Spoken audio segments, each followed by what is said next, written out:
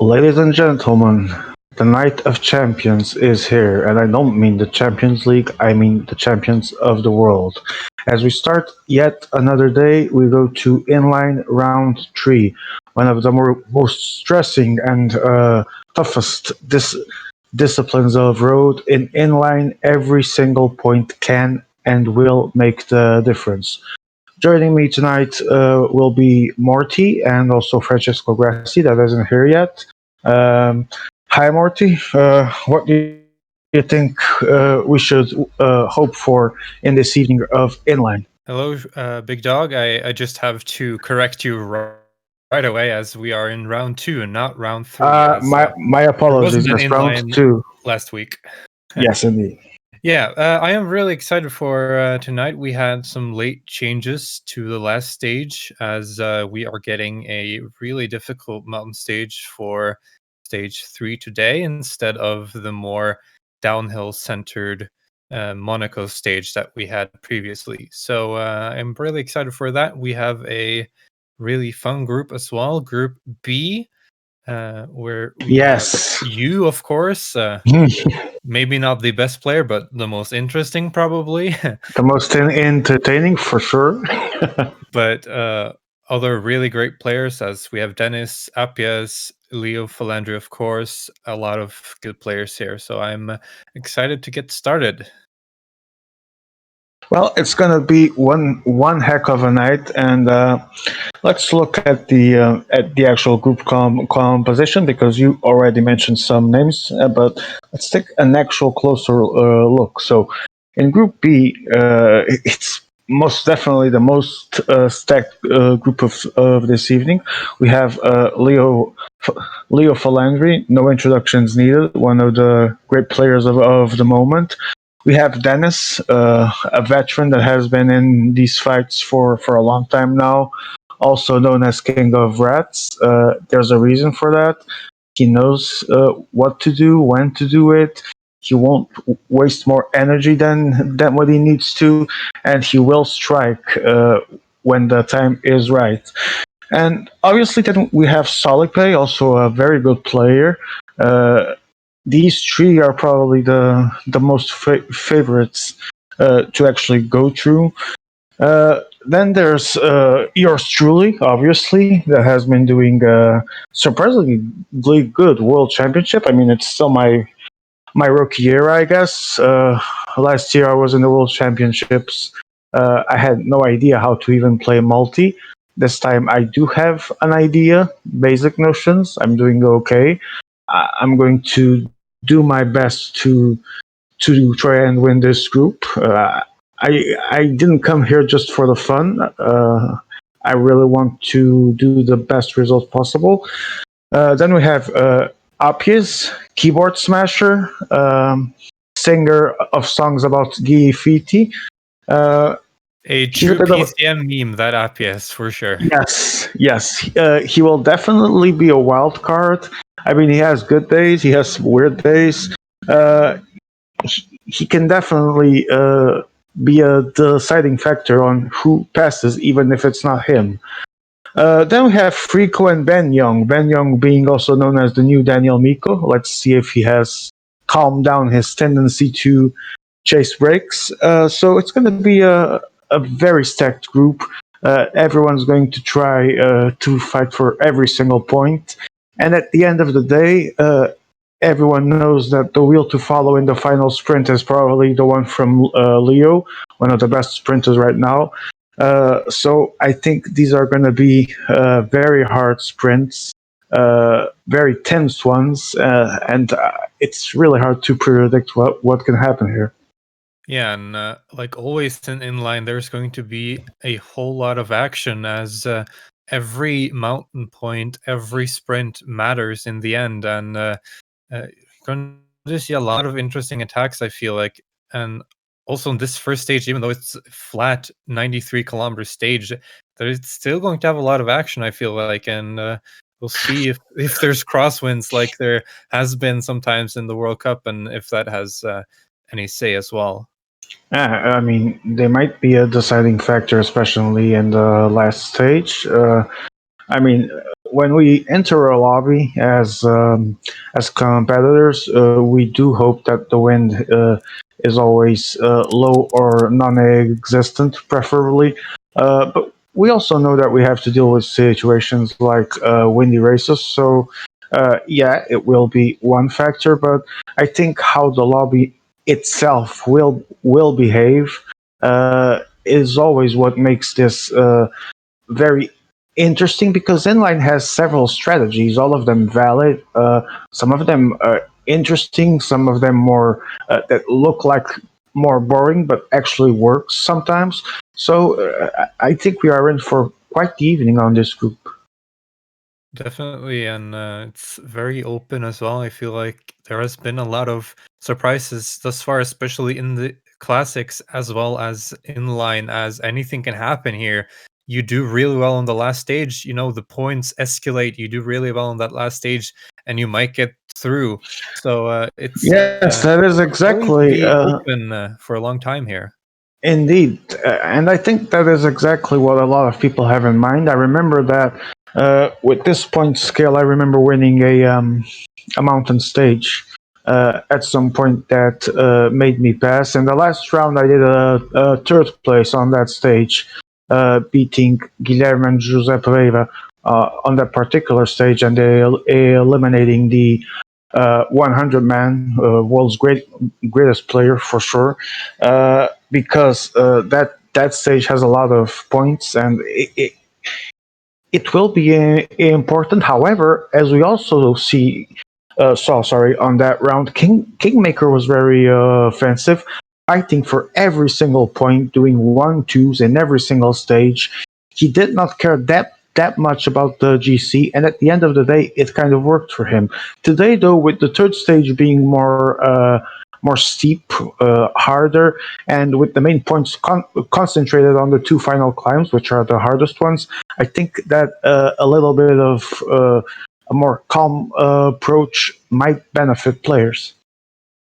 Definitely, you don't want to spend too much energy early in the stage, but since this is not as much of a tour kind of setup as, of course, the tour competition is, the riders will have more energy for the later stages, as we will probably see the players try to use up all the energy for their riders before the end of the stage. Uh, so Absolutely, yeah, absolutely, yeah. it's definitely going to be open, and nothing is over until they're at the finish line at the last stage, because again, a lot of points um, gotten early and late in these stages, as especially in the last stage, as well as points escalating. There's a lot of mountain points to be able to get in that last stage as well, with two uncategorized climbs, as well as two first category climbs. So yeah, a lot can happen here, and we'll see which rider is the most focused, the most. Yeah, I mean, there's a lot to tell about the energy management here, because obviously, like you said, there aren't next stages as in the tour, because every stage is a new lobby. So obviously, that benefits the players that want to play more aggressively. That benefits everyone actually, because there's a lot more energy to use. But this also means that some people might just go for that temptation of spending too much too soon within the stage itself, and I think that that can entirely break the race and make things very interesting, very unpredictable, and bring some surprises even. Definitely, your energy does not last forever, so it's going to be important for these players to preserve energy in the right places of the stage. But we also have seen previously that having in the mountain stages, like the last stage today, having 30 seconds before the last climb, if you get Um, for the second to last climb, you may. Just a second there. Salut, Nils. Je ne parle pas français très bien, mais Je suis ici trying to do my best. I'm sorry, I'm not really good at French, but I tried the best I could to honor you. I hope it wasn't too bad. Thank you. Welcome for coming. Welcome, everyone. Um, I hope you have fun today. We're going to have a stacked stream, and the race is about to start. Sorry, Marty, you were saying? Yeah, I was just saying that having 30 seconds or around there over the second to last climb can matter a whole lot, as we have seen previously, in especially Tour and the mountain stages and classics. That even though, like, if you use energy unexpectedly and get some seconds into the last climb, that can matter a whole lot, and it's difficult to catch back up then. So we'll see if some riders try some surprising attacks. We will see, and you will be joined by Grassi soon, unless he is called as a reserve. Right now, I'm still going to be here for the first few kilometers, but soon I will also have to go to my team car to carry the guns and the knives and all of that, because I think this is going to be a big bloodbath. So we will see. Yeah, take care of yourself out there for sure, and good luck. Thank you. As we are getting into the stage right now, again, this is a very short stage. It's good for the stamina of the players and also the stamina of the commentators. I remember the last time I commentated on Tour, there were 4 stages and they were all incredibly long. So it's good to have these shorter stages once in a while as well, even though Pace is quite last flat. stage today is Expect going to a take fast long pace time from the as well, as peloton. it's over 200 kilometers and a lot of mountains there as well. And unlike Tour, here you can finish in front in the mountain classifications with multiple riders, as you can just There's a really rider trying to break away from the bunch. get a Watch lot out, of a team points leader for is your falling team behind. by doing that. And we'll see if the riders take advantage of that, as it is not possible in other competitions here. There's a breakaway! The World Cup, as Big Dog attacks. Yeah, indeed. Already looking for that carnage.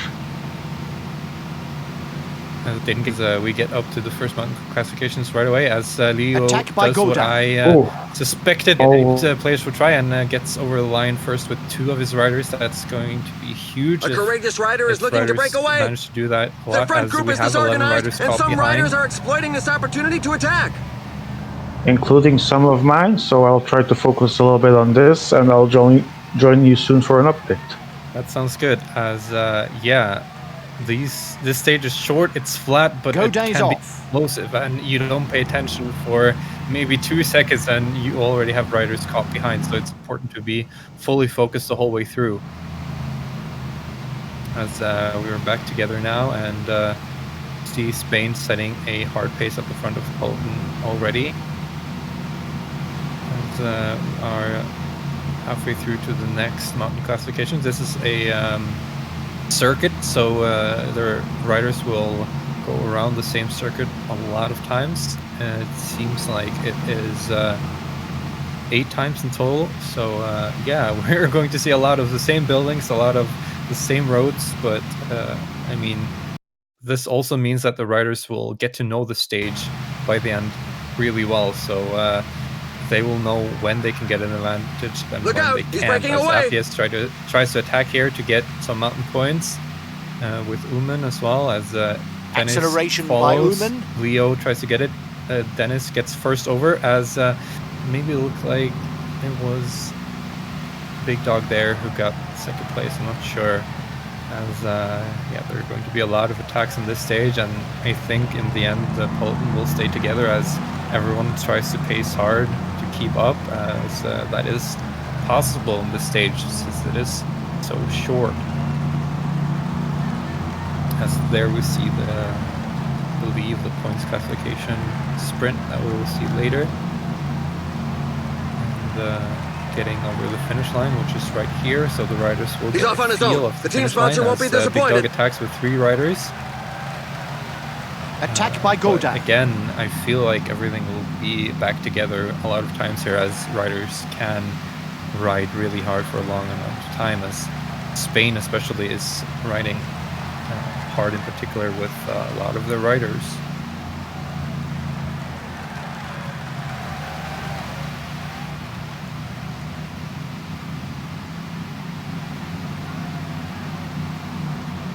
Acceleration by Vuillermoz. France attacking, but getting caught back right away, as my feed sadly is a little frozen. We are back there as we are up to another mountain sprint. Acceleration as Leo by takes that Godin. again. I mean, those points matter in the end. He's getting a lot of mountain points there, and those points will matter, especially since just a few points can make the difference between getting through and not. And also for seeding purposes, as Dennis You takes see the that? points You can classification read the sprint pain on the with, faces at two the of his back of the riders there. peloton. There's a Really growing number impressive of there. riders left Well, behind. As again, everything gets back together. There are A rider few just riders launched an attack. behind. Interesting to see as Spain attacks right there with his puncher. 82 Mountain can be dangerous to have him in the break, as we also have France attacking there with Pinot.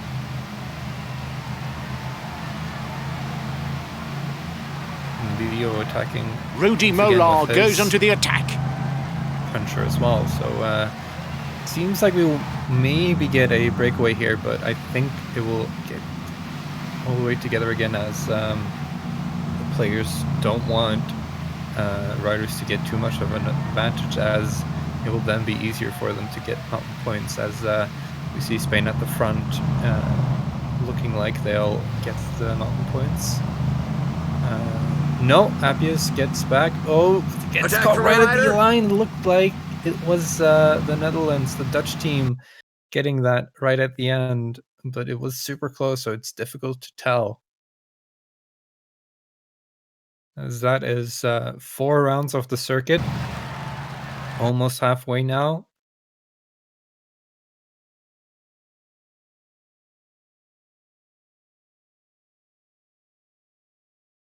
As looks like there's a small group here of 10 riders at the front, with about 40 seconds on the main group behind. As 2 more riders caught up. See if this is an established break now. With We're 40 halfway guys, to the finish they line. can The stay team in leaders front. should be coming more.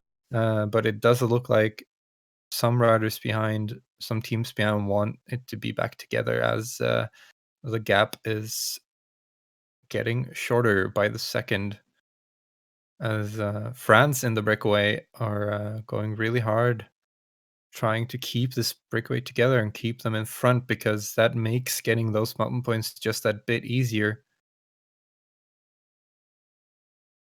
As just got confirmation that I will commentate solo today, but of course we'll get Big Dog in for a few comments here and there, so that'll be no problem, I feel like, as He broke again from the pack like you a see greyhound. attacks from the breakaway group as well, Bardet as Leo goes onto tries the to get the attack. mountain points, and he does in front of Dennis and Appius.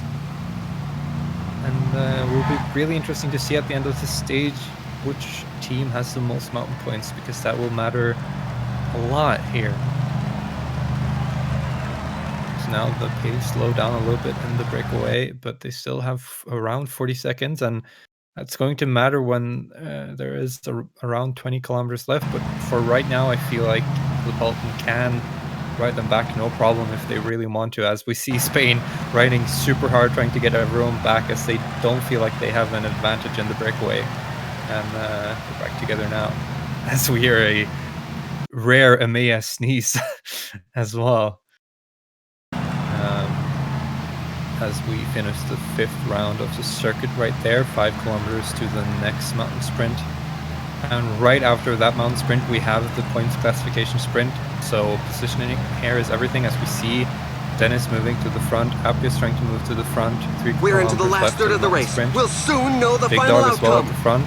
Appius riding really hard with his main mountain rider here, and Again, positioning means a lot as Spain tries to attack a little bit. Appius tries to go. And then Big Dog riding super hard at the front. Trying to lead up here, it seems. Samuman goes onto the attack. Wasn't there, but it looked like Leo was in front over the mountain sprint as the points classification is right after here. A lot of action on this stage for sure, being a shorter stage Attack with by Pino. a lot of mountain points to get. You would expect that as we'll see here. It looked like Leo got over the line first there, and as he is racking up a lot of points here in the different classifications. Truly showing his prowess as a player. He was one of the pre-race favorites, so it's no surprising that for sure. As some riders are caught behind, that of course doesn't really matter in inline, as it's not a general classification we're looking for. Here as it's all back together and pace is slowed down a little bit, but you know there's going to be some. There's nobody out in front, so with less than 20 kilometers to go, it's beginning to look as though it's going to end in a mass sprint. Front positioning is key. Italy is moving forward with their whole team. Dennis there, you see, riding hard with his main mountain guy. As Spain turns up the tempo as well. Appius almost getting away with his team. Netherlands as well, as we have the next mountain sprint, as Appius looks good for it, but Spain looks like they get back, and they do take it with 2 riders as well. That's really well done by them. Really important to get as many mountain points as you can. The finish line is getting close. The riders have just passed the 15 kilometers road sign. 15 kilometers left, as some watch out, a team leader is falling behind. But it's difficult to get away in the flat when everyone is riding hard with their domestiques. So I do think it's going to be a mass sprint, as was also expected, of course. Here's the finish line. Next time we cross this finish line, it will end the race, as more riders get caught behind. No problem, of course, as many of the riders or teams are lining up their sprint. Only 10 kilometers left. Their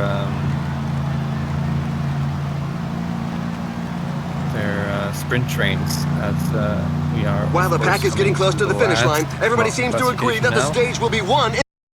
A lot of small blocking is happening as Appius tries to move through the peloton, but it's really difficult to do here, especially in multiplayer, where there always is that little bit of lag that can destroy a sprint with the small margins that there are. As Appius looks like he'll get off this he goes. He's giving it one last go. As he gets some 5 time kilometers as well, to the finish line. not enough, I feel, as you see some dropping their dead domestiques back, as we only have 3.5 kilometers left now. You can of course start sprinting with domestiques at 3 kilometers, so it's going to be really interesting to see what the tactic is there, as Frico tries to go early. There goes the sprint. The strong and men he are gets giving their a all. lot of seconds there. That's seems like a really smart move, but will they get back? Yes, of course they do, as Dennis now sprints and doesn't get it, as Frico Victory for Nasser It Buhani. looked like Leo did get it in front of Frico and Appius, as wow, that was an exciting finish, as my commentator colleague did not do that well there, sadly. But yeah, a lot of points collected there for especially Appius and Leo. I saw. Oof, very rough start. Completely bombed the actual sprint. The riders bringing up their rear have made Yeah, it through it's sheer willpower. hard, This difficult stage to was do a those real sprints strength in, sapper. Yeah, I mean, player. I didn't even knew the stage before coming here. I was told I played it once during the season. That was long ago. I don't remember, and probably didn't have so many intermediates. But as I noticed that the final kilometer was coming out, I hadn't even started sprinting, so I completely missed out on the actual sprint. So that was my actual goal, was to be there for the sprint. I wasn't caring that much about points for the first stage, and I failed both, so not the best start. Yeah, that is extra sad when you set yourself a goal, you try to go for the sprint in the end, but can't get that. And I mean, that's a danger for going for that tactic as well as um Yeah, but World And just in Championships, case you missed them, you gotta here take are the race risks. You gotta set highlights. goals. of course, Good or bad, you gotta stick to a plan. high risk, high Uh, reward as yeah. getting first over the finish line does get the most points, of course, as we see here the sprint points and the mountain points, as Leo, like I said, did get a lot of mountain points, and Dennis did get some sprint points. Did good Well, work I there. start the stage with 0 points, so I have a deficit to everyone. Uh, that's lovely, actually. But there's still 2 stages. I think I can try and salvage this. I don't know if it's going to be easy, but As uh, we right go out of now, the lobby, I'm guessing, because yeah, we're going to rehost yeah, for the second stage. It was a very intense stage. It was a very quick stage. I know some of these guys prepared for it. I didn't. I didn't have any time for that. I came home, had some dinner, and here I am. That's all. I didn't even saw the parkours, to be honest. Uh, busy man. yeah, I mean, real life always comes first, obviously, but uh, it was a roller coaster. Every time I thought, okay, I think I'm gonna nail the next intermediate, but I don't want to focus too much on that. But I think I can steal some points there. It just didn't happen. I mean, and at the end, the main goal that was the sprint. I completely forgot, so to speak. I completely misread that distance. I remember looking at the distance at 4 point something to go, preparing my sprint, preparing my launch, and suddenly the sprint was already happening, and I hadn't even started. So that's how fast the stage was. Leo Falandri, not a surprise, winning it. But we did see Frico and Apies, if I'm not mistaken, second and third. So there is quite a few people now, like Solipe and Dennis, that will have to get to work on the next 2 stages. Yeah, and I mean, I was really impressed by Leo and Appius throughout the stage, as well as they did get a lot of mountain points, which will be wholly important as I definitely every point think those matters. were 2 of those players that had some time to recon it. Definitely also 2 of those players that fortunately have a better memory than me and also played the stage in the same league as I was. So that definitely helps. I unfortunately do not even know what I had for breakfast, let alone the parkour of a stage I've ridden months ago. So I guess they did a great job. I guess they probably also knew what to expect. I remember someone telling me the stage was going to be fast and furious, and boy, were they right. Yeah, you do have every excuse. I mean, at the end of the day, things are what they are. I did have the obligation to do more, obviously. 0 points or even last place, that's never a position I should be in. I'm not saying I'm the champion of the world or anything like that, far from that, but it was a terrible stage for me. I guess I screwed up. Yeah, I do have some, not excuses, some facts that help explain, but there's also the part where I screwed up, I guess. What are your Facts are thoughts on facts. this next stage, though, as we move towards Uh, that? well, at least it has a more traditional approach to it. But I think the rhythm will dictate here as well. A lot of stuff like in the last stage, not at the same crazy pace, but I'm pretty sure that the rhythm that is taken at the beginning and in some other parts ahead will be crucial. Which rider are you going for here on this stage? I don't want to reveal my secrets, to be That's honest, fine. but I would say that there's 2 riders that I can definitely try to work for here. Which one? I never really think that far ahead. I'll think that far ahead, and then in the road, as I see their energy, I will make a decision then. As the outsider here, I definitely think you can go for both the main mountain rider as well as the puncher, as really depends on the pace of the stage. If there's a high pace all the way through, especially on that first big hill, I think the main mountain rider will be the most important here. But if the pace is slow until the last maybe 2 big climbs, I think the puncher can get all the way to the finish line, and in that finish, that puncher can do really well. Absolutely. Like I said, the pace of the race and the strategy of the competitors will dictate what happens at the end of the day. There might be a chase to be made, a break to catch. A lot of things can happen here. And of course, the fight for those intermediate sprints will also be crucial in deciding what to do at the end of the stage. That is definitely true. As again, I would like to say good luck to you, sir, as we now go into the stage. All right, as we prepare to start, this time I will make my exit a bit sooner to see if I can get the focus on time. I will see you soon. Yes, let's not drop your riders right away this time. Yes. Thank you. Good luck.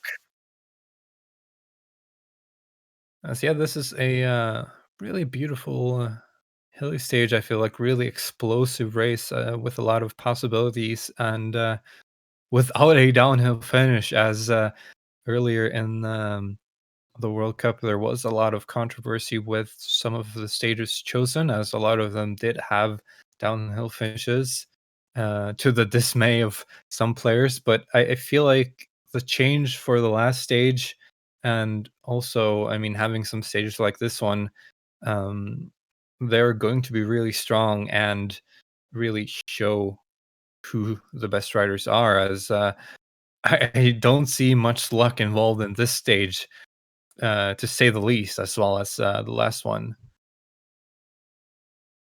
And yeah, it's going to be really interesting. Again, I would say look out for Leo. He's a great player who did really well on the first stage, showing that he's on form. So I'm definitely excited to see what he can do here. Hello, here's your co-commentator coming. Hello, it's a German. It's a German. You can hear that. Yeah, I don't wanted to let you be alone here. Thank you, very much appreciated. It was, I mean, it was difficult enough on the first stage where there's a lot happening all the time, but at least it was short. I think it would be more difficult here, as it's a 219-kilometer stage. Yeah. Well, I have already said my thoughts on this stage. Do you have any thoughts on it? As I mean, I can first introduce you. This is Pixel, everyone. Welcome to him. But yeah, what do you think of this stage? Yeah, I think it's pretty crucial. Like the hills are steep. I think I didn't know if I played before, but it looks pretty steep. Like the tempo will be really high. It will be attacks, I think, in the last couple of kilometers. So good stage chosen, I think. Yeah, it's the race is 200 kilometers long, so those hills at the end there are probably not as steep as they look, but I think they're about 10% at least. So there can definitely be some interesting attacks there, as we see Big Dog trying to move into that breakaway. Yeah, it will be interesting to see if the hill guy survives, the one with the 82 hill, because he's way better in the sprint. So if he can survive, that's a big advantage, of course. Yeah, that is definitely the key, as we see a lot of players want to get their 78 mountain guy in the break, as that may be an important domestiques for the main leaders at the end. And if they are away in the breakaway, that can help a lot, as we see a big breakaway forming already. And it's going to be interesting if we have some Daniel Mikus trying to get the break back in or not. Yes, that's true. It's some people are talking about Spain. I don't know who it is. It's Sweden. It's Solly Pay. I probably butchered that, but yeah, he did pace in the breakaway quite a few times on the last stage as well. So he seems like a player kind of like me that is too stressed, too bad at multitasking to have riders in the breakaway and the Polton. So just want to keep it at a nice around 40 seconds maybe. Do you like having riders in the breakaway when you ride online? I personally, most of the time, try to put someone in the breakaway. Like, I am trying to not be the first one to attack, but like hanging in the wheel then to attack a second one, that you don't waste energy alone. But I think it's a pretty good advantage if the break goes through for some time because you save energy. And if you're the only one behind you out, you have to relay, of course, and waste some riders more than in the front. So this is a disadvantage, I'd say. A small one only, but it is. Definitely true, as we see Big Dog moving up with 3 more riders, or maybe trying to get the breakaway back in, as we are now back together, as I would like to see getting away. A rider just launched an attack. Yeah, you can see also if how long Solipe is willing to work. If like more and more attacks are coming, how long will he work till he says no? I've wasted enough riders, I can't do anymore. But for now he looks to relay everything in again. And the climb's coming, so there it will be everything together, I think, no attacks. It's not a pretty style by any means, but if riding in the breakaway and riding 6-person train like he is doing right now, if that is your best shot at getting through, then why not? There aren't any rules against it. Like, other players might not like it, but you do what's best for yourself. Every rider rides for themselves here, so yes, agree. Yeah, work best for you. Yeah, if it's just about to get through in the end, and it's a valid tactic. So if you get through at the end, it's no one can complain, I think. Such percentages that the strongest can create some gaps. He is keeping up the pace here up this mountain, as he maybe wants to ride for his main mountainous rider, as already at this point this is where you can maybe try to tire out the punchers who only have 74 mountain, as maybe he's trying to do here, as well as the Big Dog, who are both riding with big trains at the front. Yeah, it definitely seems like he wants to make the race hard from the beginning. So it will come in the end to a small sprint, I think. But yeah, let's see. Will be interesting. It's a first category climb, and that does get you a lot of points. In fact, it does get you 10 points. So I said it a lot last stage, but I'm going to say it again here. It matters a lot, and we already see like 10 points. That is as much as the best riders got on the last stage, where there were only 30 category climbs. So getting this mountain sprint here can be crucial for sure. Yeah, the first stage I played it, I think 2 times in Inline. It's an awesome stage. There's so much action. I didn't see it, but I think it was hard way the whole 90 kilometers. It was. There were attacks all the time, and it was hard to keep up as a spectator even, so I couldn't imagine how it was playing, as we see a lot of riders already dropping off the pack, and there's still 2 kilometers to the top of the climb, so we'll see a lot of domestiques getting, like, they have to gain back a lot of time, as Appius gets dropped with some of his main domestiques as well, so it's not going to be easy to gain all that back. Yes, there is a long downhill, but you won't gain it back in the downhill, and then you have to ride hard on the flat after, as looked like it was Leo who got there in front of Big Dog, as Big Dog maybe did understand that it is important to also go for the mountain classification. It was close indeed. I can't really tell. But yeah, the question is now if someone will pace to the next climb, because usually if your riders are pretty dead after a downhill, you're not willing to rely for the others, because they can recover better then. Maybe we'll see some attacks more with 1 or 2 riders.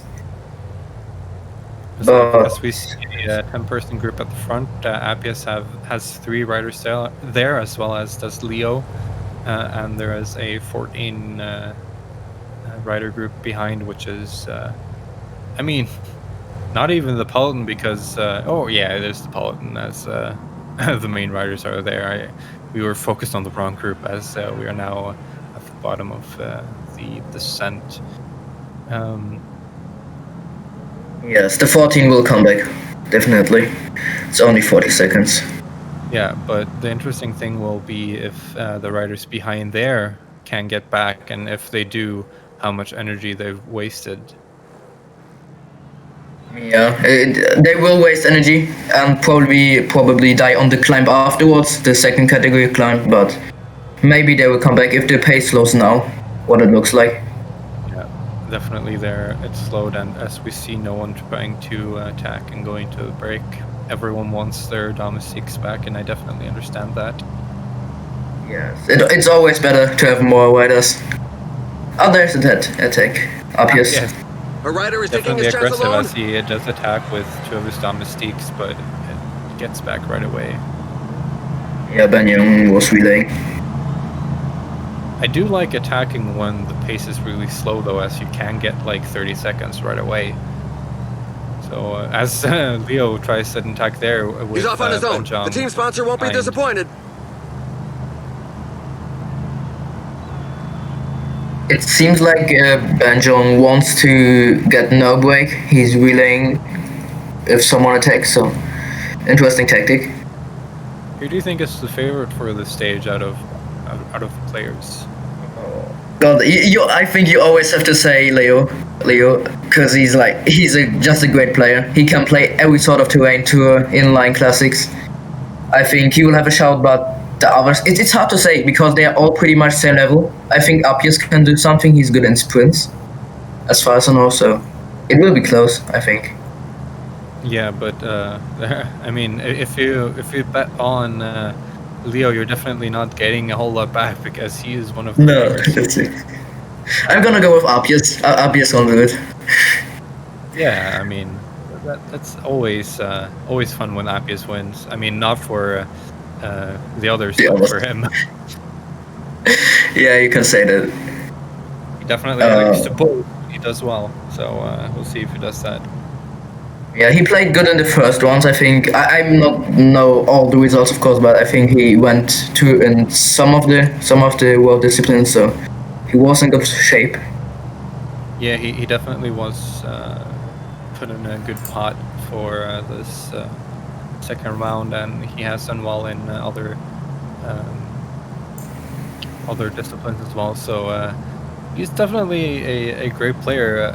Even as much of a meme as he has become, but he is still a good player that would definitely defeat me every time. So there is not much more to say about that, as Leo still has 40 seconds, but I don't think the teams behind are too worried, as the ones in front only have around 70 mountain, and this next climb will get everyone back together, I feel, as Dennis is pacing hard at the front. Yes, Dennis is wasting his fifth or sixth rider. He has all together. I think he has all 6 riders back. That's his strong performance. As well, a lot of riders got back now, as we see there are 31 people back in the peloton, as there was no real high pace after the descent, probably because most teams did want their domestiques back.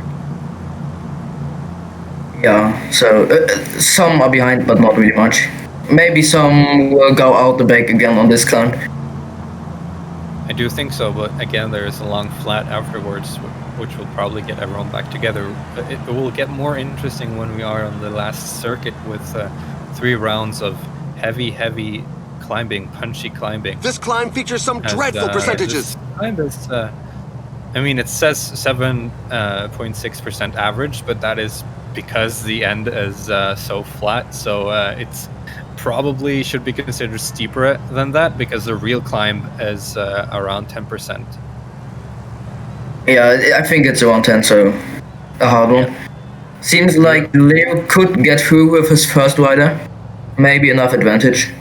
He has his main mountain guy at the front there, as I do like these guys pushing hard with their main mountain guy, trying to tire out the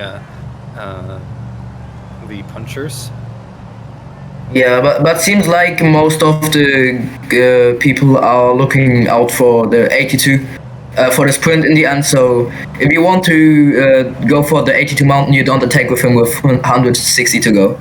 So I think they will try to get the points with the 82 and attack and get the 82 hill to the end. Yeah, and maybe also trying to tire out some domestiques for the other teams if they want to get mountain points as well. That is also part of the tactic deal. As it does look like Leo will get this as Big Dog tries to attack up, but he's too far behind, I feel like. Or is he? Yeah, nah, it's enough. Leo had some energy left as they got that in front of... I feel like Big Dog got third there, and I'm not sure who the other person was there, but yeah, Leo again did get the points as it was the other Frenchman.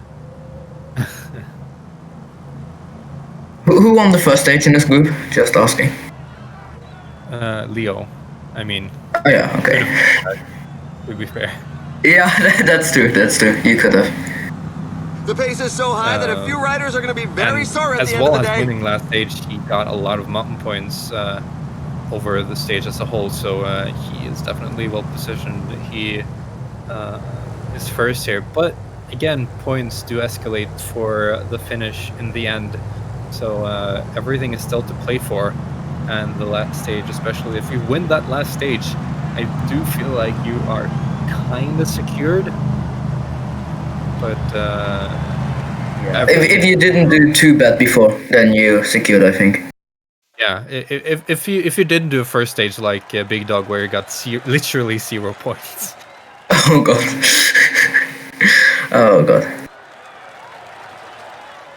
Yeah, but still for him also there's all to gain. He can still get through. So. Yeah, and he has ridden aggressively thus far, and I do like that, trying to get some points, trying to position himself well for the finish, and positioning is definitely key, as the finish is really, it's a short but a little steep hill right at the end. We can't really see it because those stages are so long, we can't really see it on the map, but there is a little incline at the end, so positioning before that will be definitely important, as maybe some riders try to get some time before then, which is definitely possible. Dennis is the only one with 5, I think. He has 5. That's a strong performance. Yeah, and again, like, the peloton will probably get together, but already having your 5 riders here, that is preserving a lot of energy, so definitely really good riding from Dennis, as he hasn't been as aggressive going for mountain points on this stage, but he may just want that finish in the end, and looks good for that right now. Oh, team attack. Eva goes onto the attack. Spain. Dennis following, up he's following. As attacking with 3 riders at once is actually pretty smart, as you can protect your leader with 1 rider and relay with the other, but it does get back together here. Yeah. Big Dog moves to the front. Spain again moves to the front, tries to attack again. Really aggressive riding from Solipe. Also at the start we already mentioned, and going on the attack. It's definitely interesting attacking 20 kilometers from the next mountain sprint, but maybe just wants some action here and wants some other riders to attack, and also maybe doesn't want other teams to get domestiques back in the peloton, as he has 30 seconds now together with Dennis. But Leo also tries to attack up, but it looks like the peloton behind is riding hard, especially Big Dog, but Big Dog does attack there. There's a rider trying to break away from the bunch. Through. Benjong also attacking. I feel like we'll be together again in the end, so don't really see the point of all this, but they can do whatever they want, of course. Yeah, sometimes attacking in this weird spot where you don't expect it, it's the key, because then you won't really have anyone relaying the first seconds, and then you have 1 minute pretty fast, and then sometimes you can gain a lot, but it doesn't seem like now, as too many are attacking. And again, it may also be to tire out Domestiques, or Yeah, for sure. A symbolic try to make it kilometer so, as we go through the halfway riders stage of the can't race. get their Domestiques back. As well as Leo has 4 riders, looks like, and Dennis, as you said, has 5. Although Appius also has 4. Like,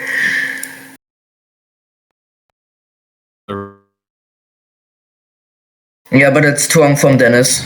He has 5 and some of us 3. That's good energy reservation. And it makes so that Attack he by can do these Colbrelli. attacks without any problem, as he attacks with his main cobble rider, which has a lot of flat rating as well, so he can get some time if no one is chasing behind. Seems like he's getting away for now. No one's relaying. That looks like it, as Dennis is the one sitting at the front, and he has a rider at attack.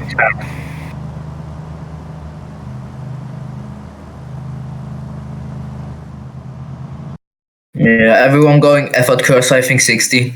So don't wanting to lose energy.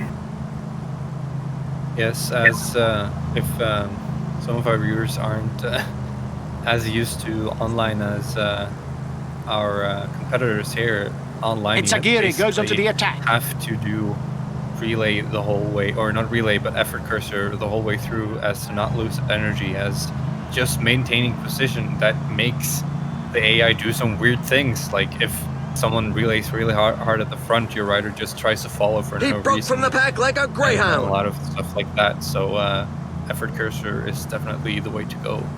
Yeah, that's like one of the biggest differences from single player to multiplayer. The like amount of time where you go with effort cursor. I think everyone who played multi had before that he went on hold position and then just randomly dropped because of a bug and had to use energy to get back actually. So yeah, you get pretty fast used to it, but you need time to learn it. This climb is incredibly steep, as they just get back the Dennis's rider right away, as he only has 60 mountain, and Dennis is actually at the back now. That is interesting when he had someone in the breakaway, but we see Frico going for the line as he does get it.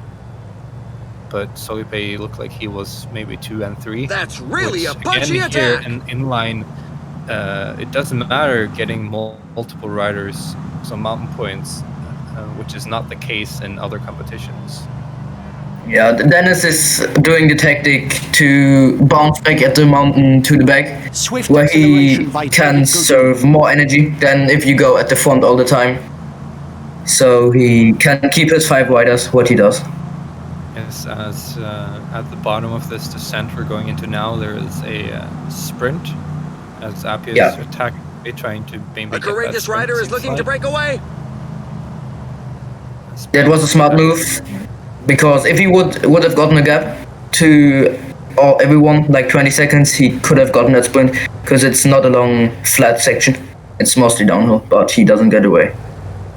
Doesn't get seconds, but he has meters, and it's only Spain really close to him. But it does look like Dennis is riding hard to get him back. Yeah, that's not enough, as it's still 5 kilometers and back to the.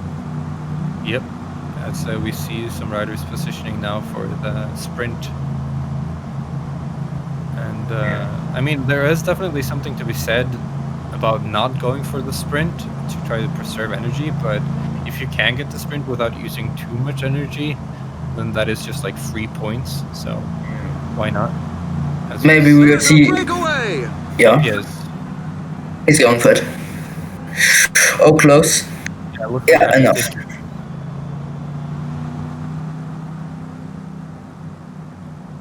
But yeah, right after the sprint, the pace slows down. And it did look like Dennis maybe didn't want it as much. Again, trying to preserve energy for the finish, which I definitely think is smart as we move into the circuit now. 3-round circuit with a really steep climb in the middle of each.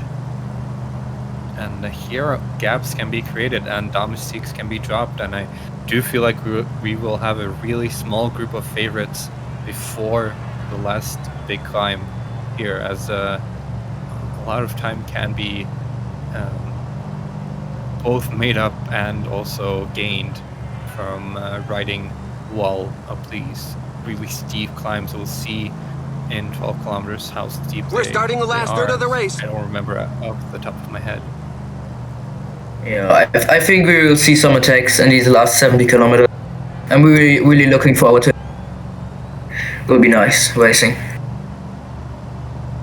Yes, definitely. As excitement is something we really like to see here, as attacking definitely are that, as the French would say, riding with panache.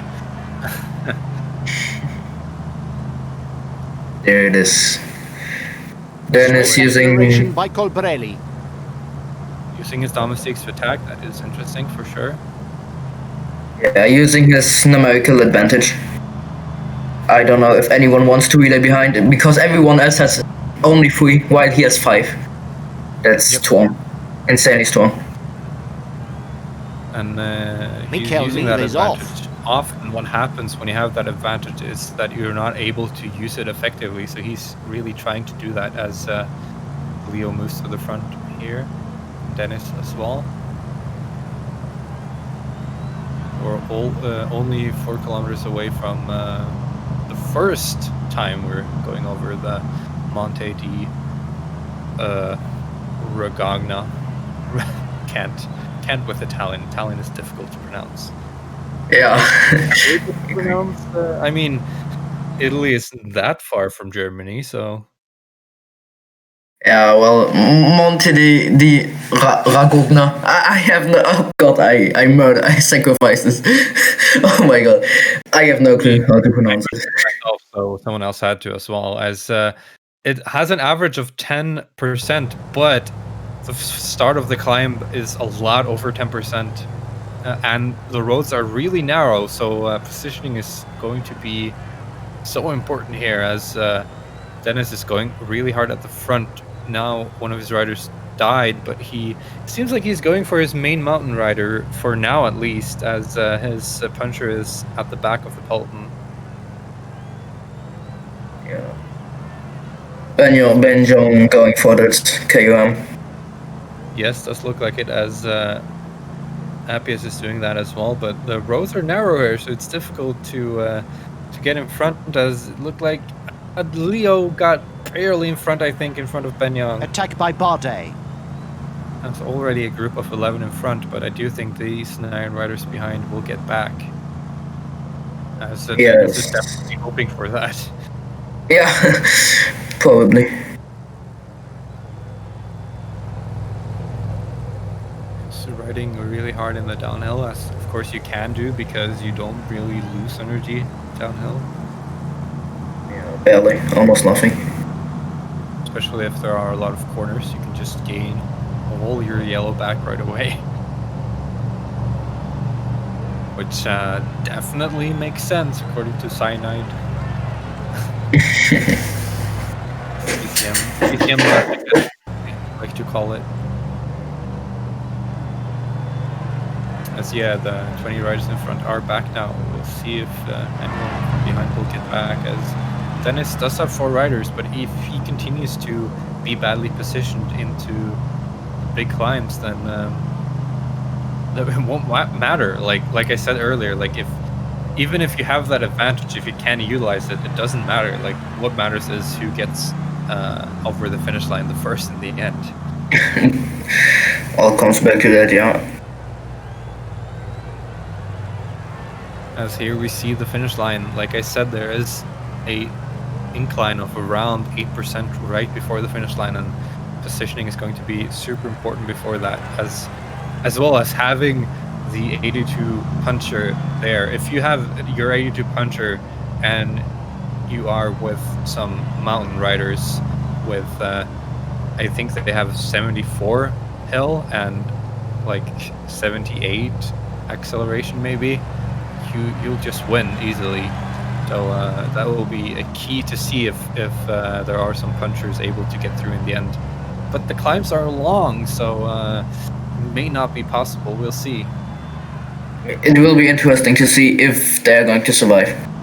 as these punchers, there aren't like Alaphilippe. They don't have 78 mountain, 76 mountain. They have 74, and that 8 attribute difference from them to the main mountain riders do matter a lot.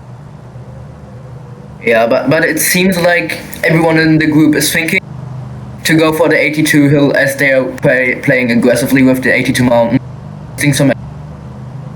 Yeah, if everyone is doing that, then of course the 82 hill will get to the end. But I myself, I do like on these longer, steeper climbs, I do like going for the 82 mountain guys. So I would definitely have looked at that maybe, but of course you may just lose if you're going against better sprinters at the end. Yeah, we will see. It will be interesting if some of the guys can secure him and some not. Then they're basically pretty much fucked. You can say that they need to attack.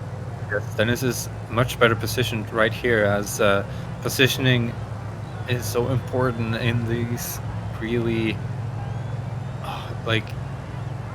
it's so difficult to get by here, as these roads are incredibly narrow. Yes, if you are behind at the end of the group, you have no chance coming to the front at all. That's impossible at this tempo. Definitely not, as Appia still looks good with 3 of his riders. Falling behind. Just as I A said, team leader is falling behind. Obviously dies, but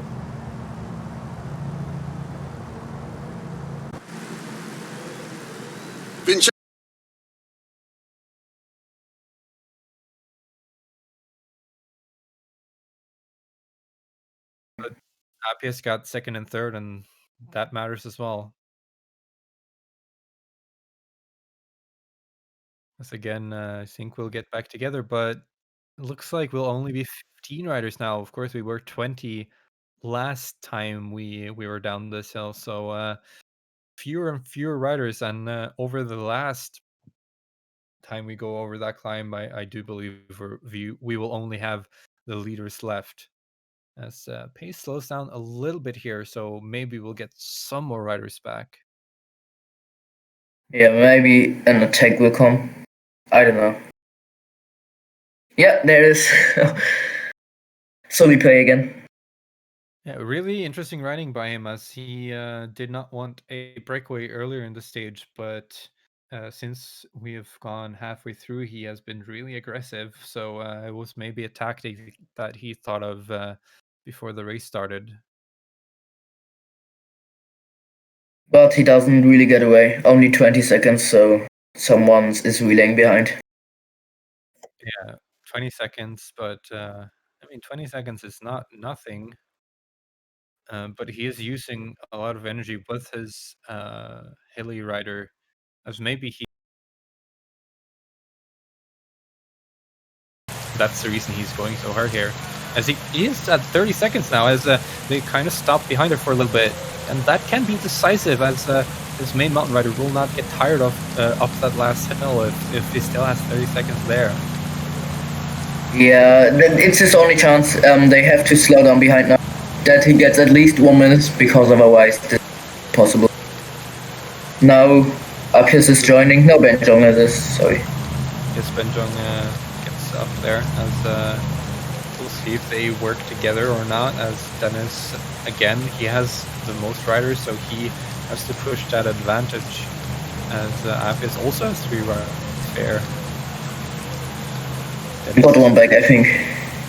Is again trying to be better positioned, that he does attack with all 3 of his riders, and if some of these guys now aren't paying attention, you may lose 10 seconds because of nothing, but it looks like we're back together. Yeah, they are all paying attention, really much. They are all really focused, I think. Yes, as positioning into this last round of the climb, I keep saying it over and over again, positioning, but with narrow roads, that is everything you can do, as blocking in this game is a real thing. As this climb is feared by many riders. The percentages are very high. Climb Appius as well. Watch out! A team leader is falling behind. Yeah, it's key. It's key to positioning. You are right here, and I think Sully pays 70. Hill guy, 82 Hill guy is dead.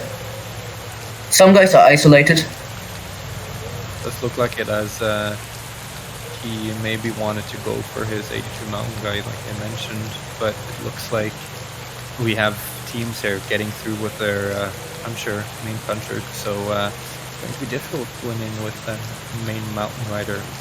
Frico's 82 Hill is also dead. I think, yeah. Appius also. Oh, it's close. Leo's also. On to the attack. It could be decisive. Dennis still has his puncher, looks like. The riders are He has. entering the last 10 kilometers of the stage. Big Dog is dropped. He has a gap, 20 seconds. Oh, that is definitely critical for him, as he did not get any points on the first stage, so not looking great for him, but it does look like they got back, and it is flat for around 5 kilometers until they finish. Yeah, so we will be 4 with the 82 Hill guy, Dennis, Leo, Appius, and Big Dog. And 3 without. We're into the last 5 kilometers. As it does look like Big Dog's puncher is the rider on the team with the most energy as well, so it's looking kind of good for him all of a sudden as he moves to the front. Only 3 kilometers left now, as a lot of positioning is happening. Some riders are isolated, but the riders with, or the teams with 2 riders are looking really good there, as Leo moves hard to the front, and they can sprint right about there now. There we go. The sprint is on. The riders are setting themselves up. Incline, as Leo is right up front, but his rider dies, but his puncher still is going. Dennis is in the front, but then it does look like it is Leo again.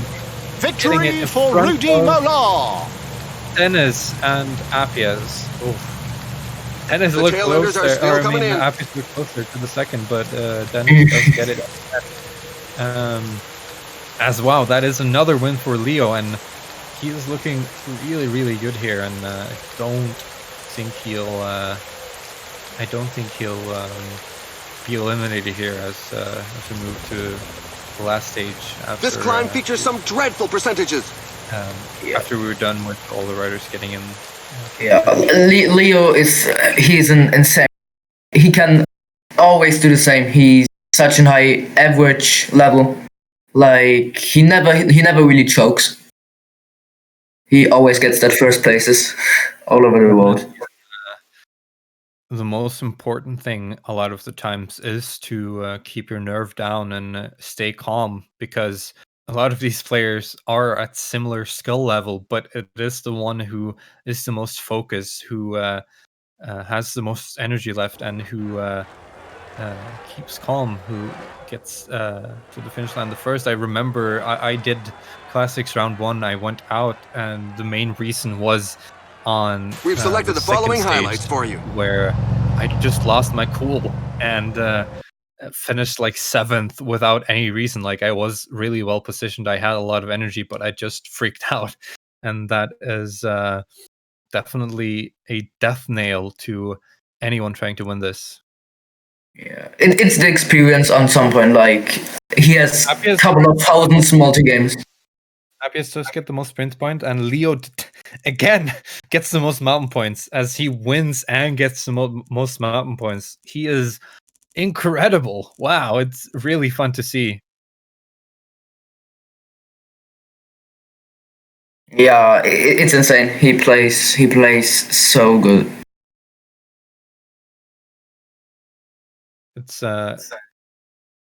really, really fun to see, as I hope we get to see him in the final. Of course, that's a long way to go, and there's 2 or 3 more rounds to go even before we are there, but I really hope we get to see him later, as he is such a good player. Yeah, he could be there. I had to congratulate him in the Discord. He's just so fun to watch. Yeah. Big Dog. I seem to be having issues with the database, so I'm going to restart my game. Yeah, you got 4th, right? No, I don't think so. I can't remember. I think it was like 6th. It's been a terrible day at the office for me. when I got home and I was tired, I thought I should not play today, and you probably should always go with your gut. Having a stinker, it's also a very hard group, obviously. I don't think I can pass anymore, but I'm gonna try and give a show in the last stage after two horrible ones. Let's see what I can do. Hey, you get to be on stream at least. That's a consolation.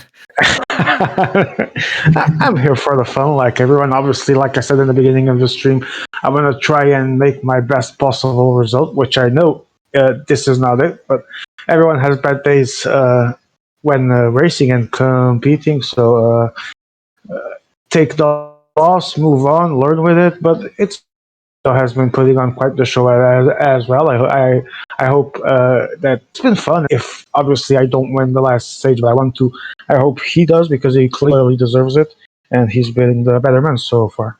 Yeah, he is an incredible player. As we now move into the last stage, a late replacement for the Monaco stage that was preliminarily the stage we were going for, which I feel like is because there Yes. has been a lot of talk with these downhill finishes, players not enjoying it. So instead, we get this I don't know, man. I nice quite finish instead. enjoy the downhill finishes because of the mess that they can cause.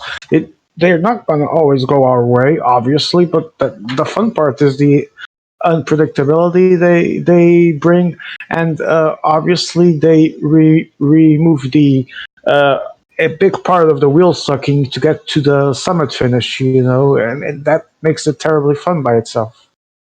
Yeah, I mean, me myself, I enjoy them as well because, like you said, there's unpredictability as well as there are some tactics you can do to maximize your chances of winning. But I do also understand the organizers changing the stage as this is definitely a really difficult stage. A lot of long, long climbs. The puncher is definitely not getting to the finish line on this one. No, no, I think this one is definitely for the 82 mountain leader. Uh, that second to last climb, that big long one, that's going to be decisive. Whoever survives that in best shape is going to have the final word on on the finish line and on the little climb that follows. But before that, there's quite a few points to fight for here. So I see 10, 20, 35, 50, 60 with the intermediate sprint. So before that, there's 60 points on the line. Obviously, it is very hard for the same person to achieve them all. It isn't impossible, but unlikely. So the big main main course of the stage, so to speak, is the finish line, obviously. But for those that are still fighting for that second and that third place, those points are going to be golden, and they are going to have to fight for them. As for myself, I might try and fight for them. If I don't get it, not a big concern as well. I think I'm already out. But I will try and see what I can do in the end of the stage. Yeah, never give up. I mean, this is Yeah, the stage obviously. where you get the most points in both at the finish line as well as underway. As you said, you can pick up 60 points before the finish line, even, and I believe 120 points if you finish first in the end. So it's like everything is still to ride for. Though I do feel like if there is one rider guaranteed to go through, it's Leo with Appius Yeah, in I second don't place. That's know. where I feel. I'm gonna try and see if there's a score for our group. I don't think so. Not sure. I don't think they do live scores because that is a lot of work. But No, no, they sometimes do. Yeah. So I am waiting to see if there is any, but there is not, sadly. the only thing Uh, I've seen is Excel sheets. So oh, yeah, that's the exports. I would definitely like to know where I'm at, because if there's a mathematical chance that I could go through, I would at least know what to do for it. When in doubt, just try and get all the points. yeah, and getting first on those uncategorized climbs that will gain you a lot of points.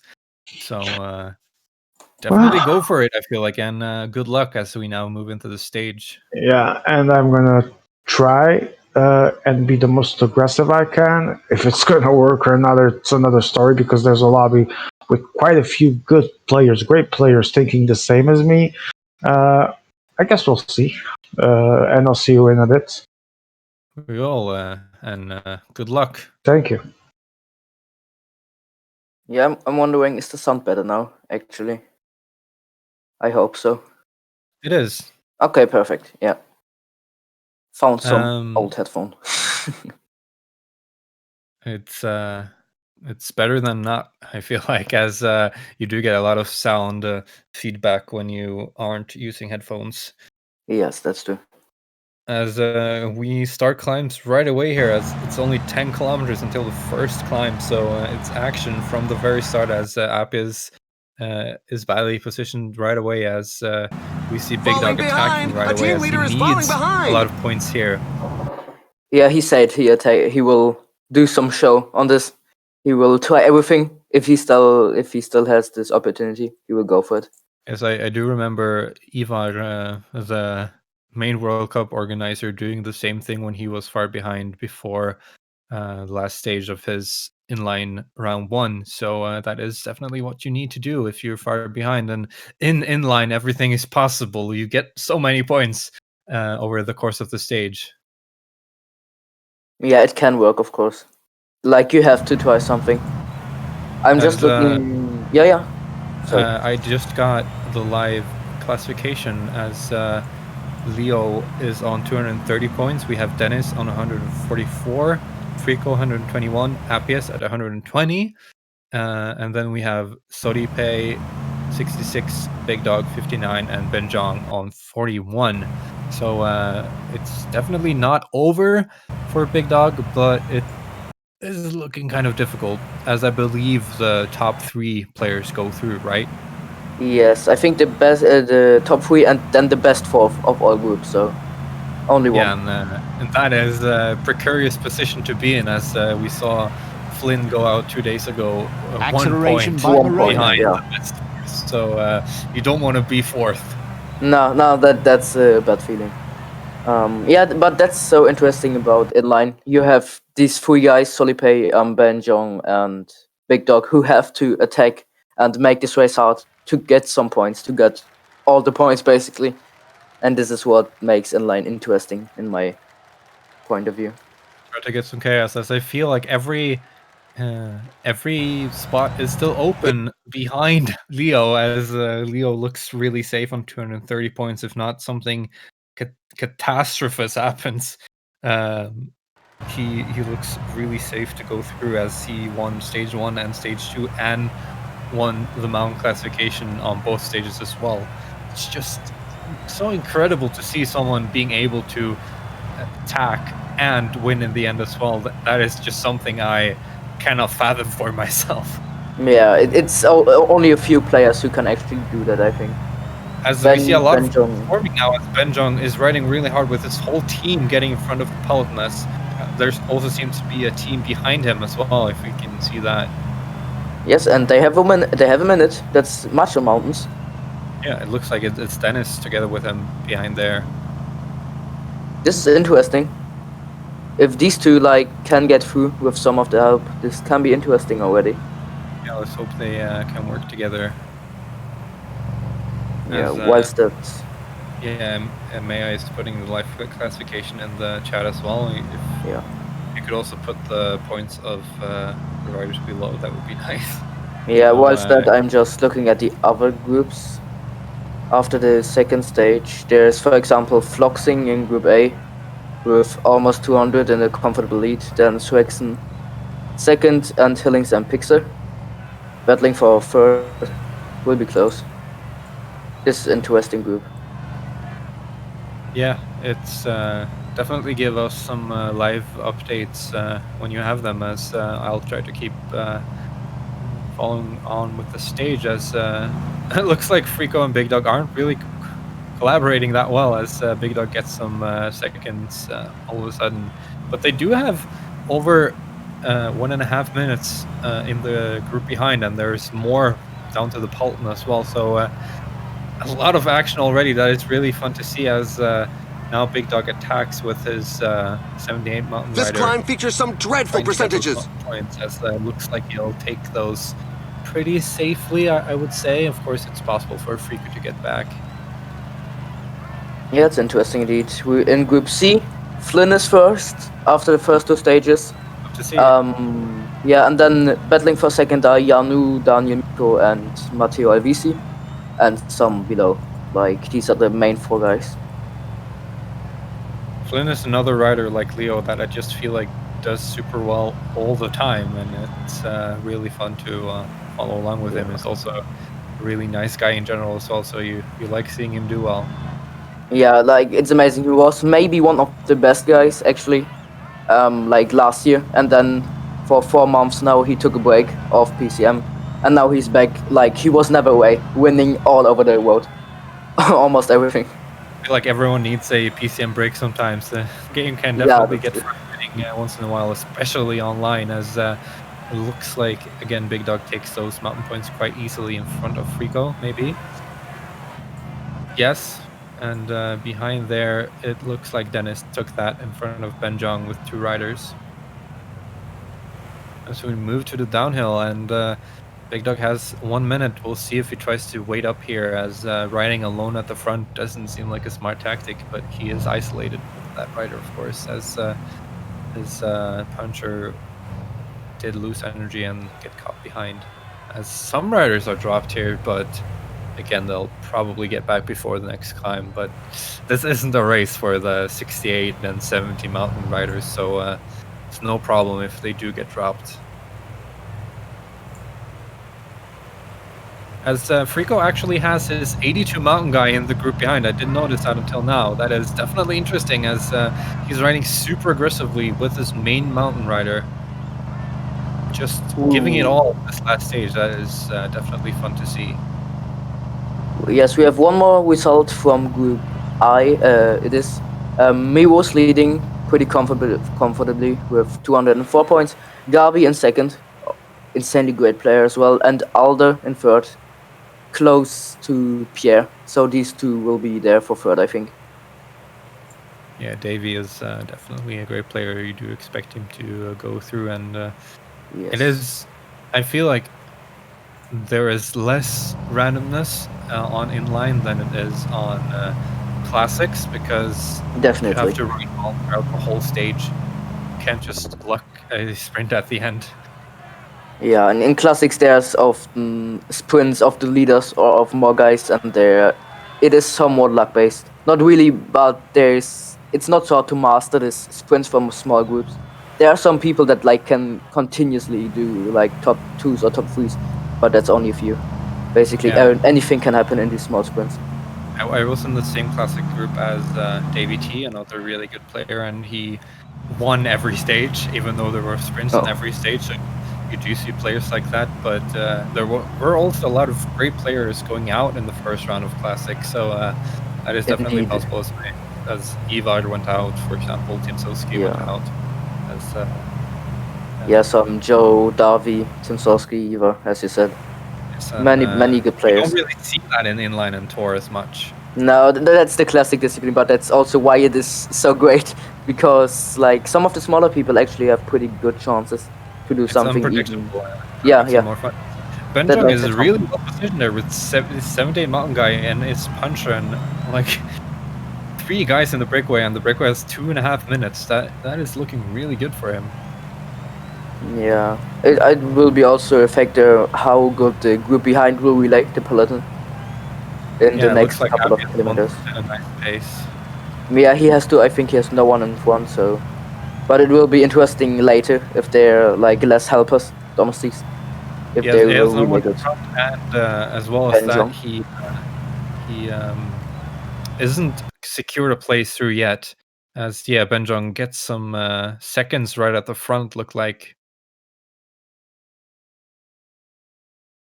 As Big Dog rides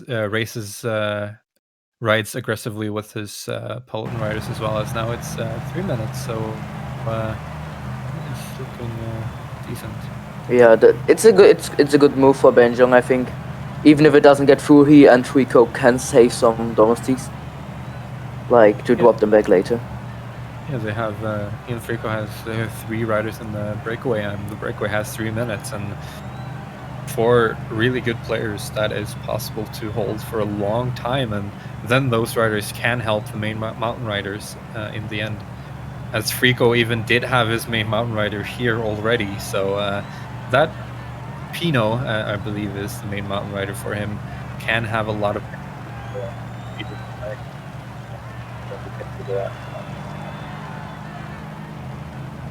Surely, yeah. So we are moving to the top of this climb now. It's flattening out a little bit as a rider got dropped off the back. Looked like that was Big Dog's rider, probably because he was paying more attention to the Pelton. Yeah, that's the difficult thing, to focus on 2 sides the same. Oh, Appius is gone. Yeah. Appius dropped the rider's happen behind there, yeah. Smart move. Probably most of the guys in the front were looking at the front because the pace was high there. Yes, as we see more groups forming now, as there is both a front group, an E3 and an A1 as well.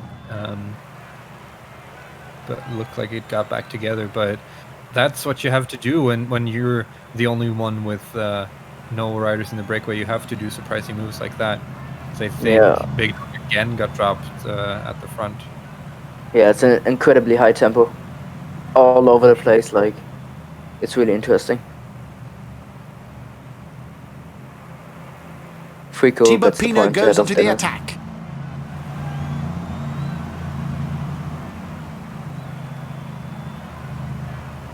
And attack by Ruben Fernandez. The overall standings from getting those mountain points. Watch out! So a team leader is falling behind.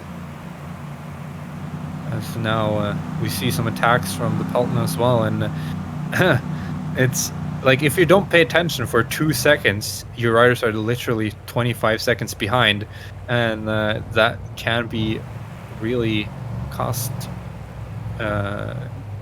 for some of these riders.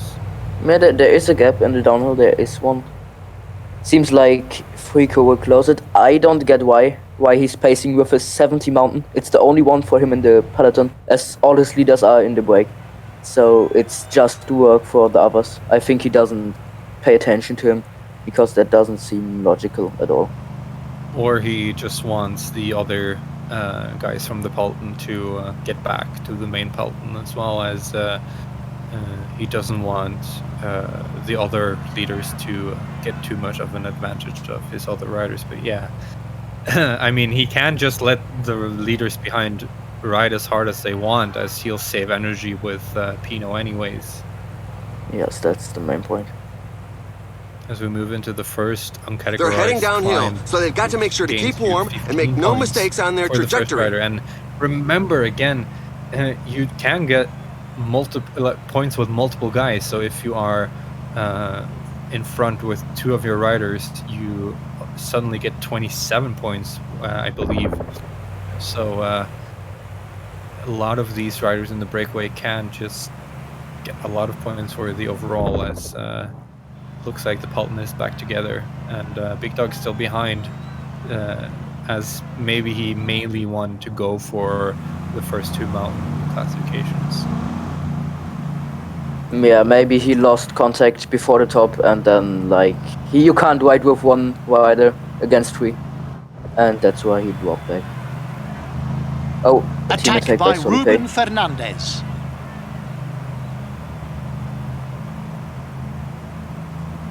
It's a super aggressive stage, attacks all over the road. I love to see it. It's awesome. That is what you love to see, and also what you maybe expect on the last stage of Inline, as every point matters. It was really close for the riders behind Leo. So I'm really, really interested to see how the standings look when we are at the finish line.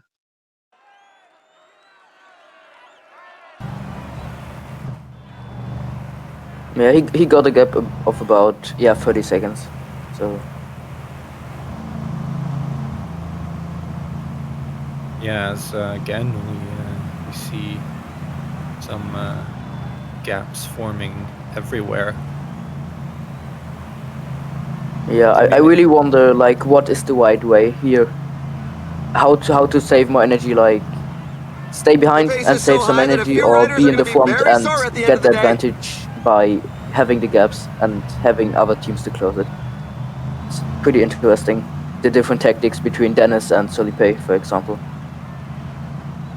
Definitely, as I do feel like you're looking really nice. You're looking really good when you have The riders your are in a mountain portion rider above in the 10%. front. So I would say I'm happy right now if I'm Frico. Even though he came in at a last pot, he is playing really well on this stage. I definitely feel like as maybe he's doing some unorthodox moves, but that may work for him in the end, as now the riders behind with Appius and Solipe as well are using a lot of energy to try to gap up to the main breakaway, as Dennis is caught behind with his main leader. As it looks like we'll be back together at the top of this climb, probably, as the gap is down to 2 minutes now. Attacked by some Uman. Still 7 kilometers to the top, and it does steepen towards the end of this climb, as you can gain a lot of time on these steeper inclines. Rico still, though, with his leader at the front, looking fresh, looking good. Really like how he has done this thus far. Benjong as well with 2 riders. Yes, still on the he front. does not have his leader here, I believe, but also looking really good, as those 2 can be pretty fresh for when the Pelton gets back. So yeah, what? Sorry. No, I was just saying, looks like 3 riders are going pretty hard behind, trying to get back to the breakaway. But yeah, well, what were you saying? I think it's Appius in behind. What I can see is when they get to the top and the gap is around 1 minute, like at this small flat section, no one is willing to relay behind, and they could get benefit from that, upping the gap. That is possible, as having a gap at the top of an incline is really useful, as Frico's main domestique did die there, it looked like, as a lot of riders are actually alone behind as well, isolated. So again, I'm saying this multiple times, Frico is looking really good, at the halfway as stage. Appius is isolated, Big Dog is isolated, a lot of riders are isolated. Frico, though, and Benjong, they're looking good. Yes. It looks neither one of these are really going for the mountain sprint, as Frico just moves calmly to the front.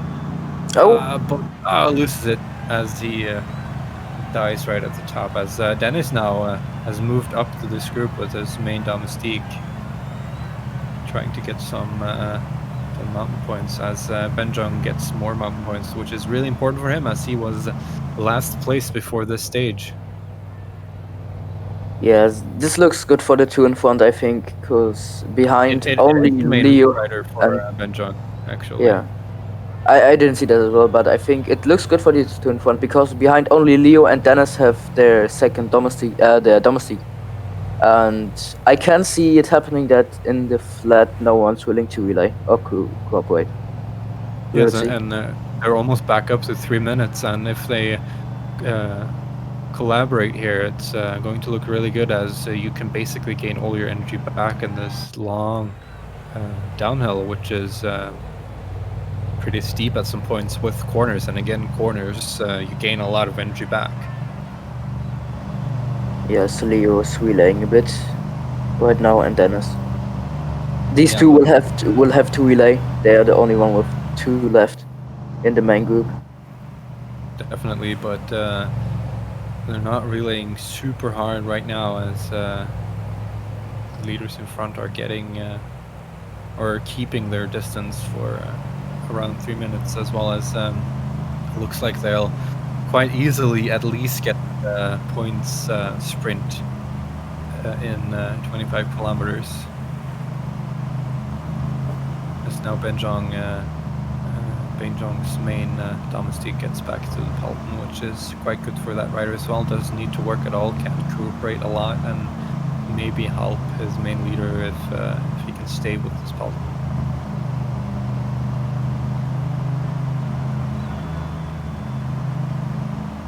Yeah, you see Leo having to work, but I mean, for Leo, it doesn't matter if the two in front win in the end, as he is leading the overall standings by a long shot and does not fear the guys in front. So yeah, he has two riders here, but he doesn't really need to work, as he may already be through. Yeah, I think the biggest duty to relay is on Dennis now, as he's maybe also the best mountain player in this group alongside Leo. No, okay. He's not really relaying, going to the front and getting water. Bit of cycle games. Yeah, that's something I see players do a lot, is just getting water like 8 times in the downhill just to make sure you have enough water for the finish line. Yeah, it's also to like go to the back and to save the most energy, because if you're steadily at the back, you use less energy than being at the front in the downhill. So I don't really know if it benefits something, like if you gain something to it, but many good players do it. Yeah, and I mean, why not? If you can do it, then just do it. And if you think it will get you, there we go. That's 2/3 of the race behind us. Just a little bit, then. A courageous rider is looking to break away. Oh, Leo's going. Dennis is going. Really fun to see Leo being this aggressive, even though he already has the overall standings wrapped up pretty much. As again, not paying attention for a little bit, you get caught behind by like 40 seconds right away, as we have Big Dog behind, for example, and Benjong's domestique as well, Frico's domestique. But watch out! Frico and The team leader is falling behind. Most with the riders in front. Solipai is behind now. Big Dog did get back. Looks like Appius has a rider there. Oh, Solipai is trying to go steady. Solipai is behind. And yeah, I definitely get going steady, but 40 seconds, that's a lot to make up. I feel like this could work for Benjong and, you know, I think they have full energy, and behind they definitely use some energy on that attack. Yeah, I really like that attack, as they didn't really go for the points, as I do like that, as Frico also attacks with his domestique, trying to get some points. That is definitely smart, as that rider is not going to matter in this last incline. Yeah, I think Benjong and Frico has done this perfectly. They attacked early with their main mountain riders, and the teams behind didn't let them just go, as Benjong also attacks. Yeah, it will be interesting to see if Benjong and Frico can relay together, or if there will be some differences, because then it will be a hard time. That definitely matters, as they aren't typing in chat at least, but maybe they just know, or you can see how much each of them relays. And yeah, you could also write in private chat, like write in private messages. Definitely, but you have to go out of the game and all of that, so yeah. difficult. Dennis tried to get a gap there around the corner, but he didn't, so use some energy there. He did, but he is definitely well positioned, as again he attacks. Pozzovivo's off. Try to get some, as he doesn't really get away, as Solipai did get back, as we see here. Appius and Big Dog both are isolated. And now staying the gap together. is 2 minutes, a little under 2 minutes. This climb is feared by many riders. The percentages are very high. Really close. Super long, so if the teams behind can use their domestiques well, then that'll definitely be good, as Leo attacks with his domestique. Don't know if this is the best way of doing it, but can't really argue with Leo, of course, a much better player than I am, but he's using his domestique in a really interesting way, as Dennis is taking it more slowly, as this is a long climb. Yeah, Leo's going for it now. Big Dog on the wheel. Oh, there, Dennis's domestique died as Leo still has his domestique. Yeah, it was because of the attack he did, I think. There, Leo's domestique did die, as it was really good by Big Dog trying to, getting to Leo, as Dennis now attacks with his main mountain guy with Appius as well. Yeah, it feels like it's not going the best way for Dennis, because he went on the front for most of the time on the climb. It feels a bit like he could have used a bit more energy than the others, but he could prove me wrong. He's a way better player. So, just a little feeling. Yes, as it does look like we have a rider solo at the front now. I don't know if that's I think Benjong. I think Benjong went. As Leo again attacks. If you can see the front of the race, maybe. Yeah, it's Benjong, front of Frico, but again, we don't know how much energy these riders have, so it may just be that Benjong went too early, but also getting 13 seconds, that doesn't matter, as you have to use energy to get back. Yeah, it's 1 minute to the front. I think still it will be close, if they can catch up or not. Yeah, definitely. We don't know how much energy they have. It may just be that Benjong and Frico have more energy as they rode really calmly in the flat before this climb. Yeah, you can see in the chat Dennis is not happy. I can understand that. Yeah, I wasn't happy with Appius as Appius followed his attack, but Appius did help right after that, so don't know if can't complain too much.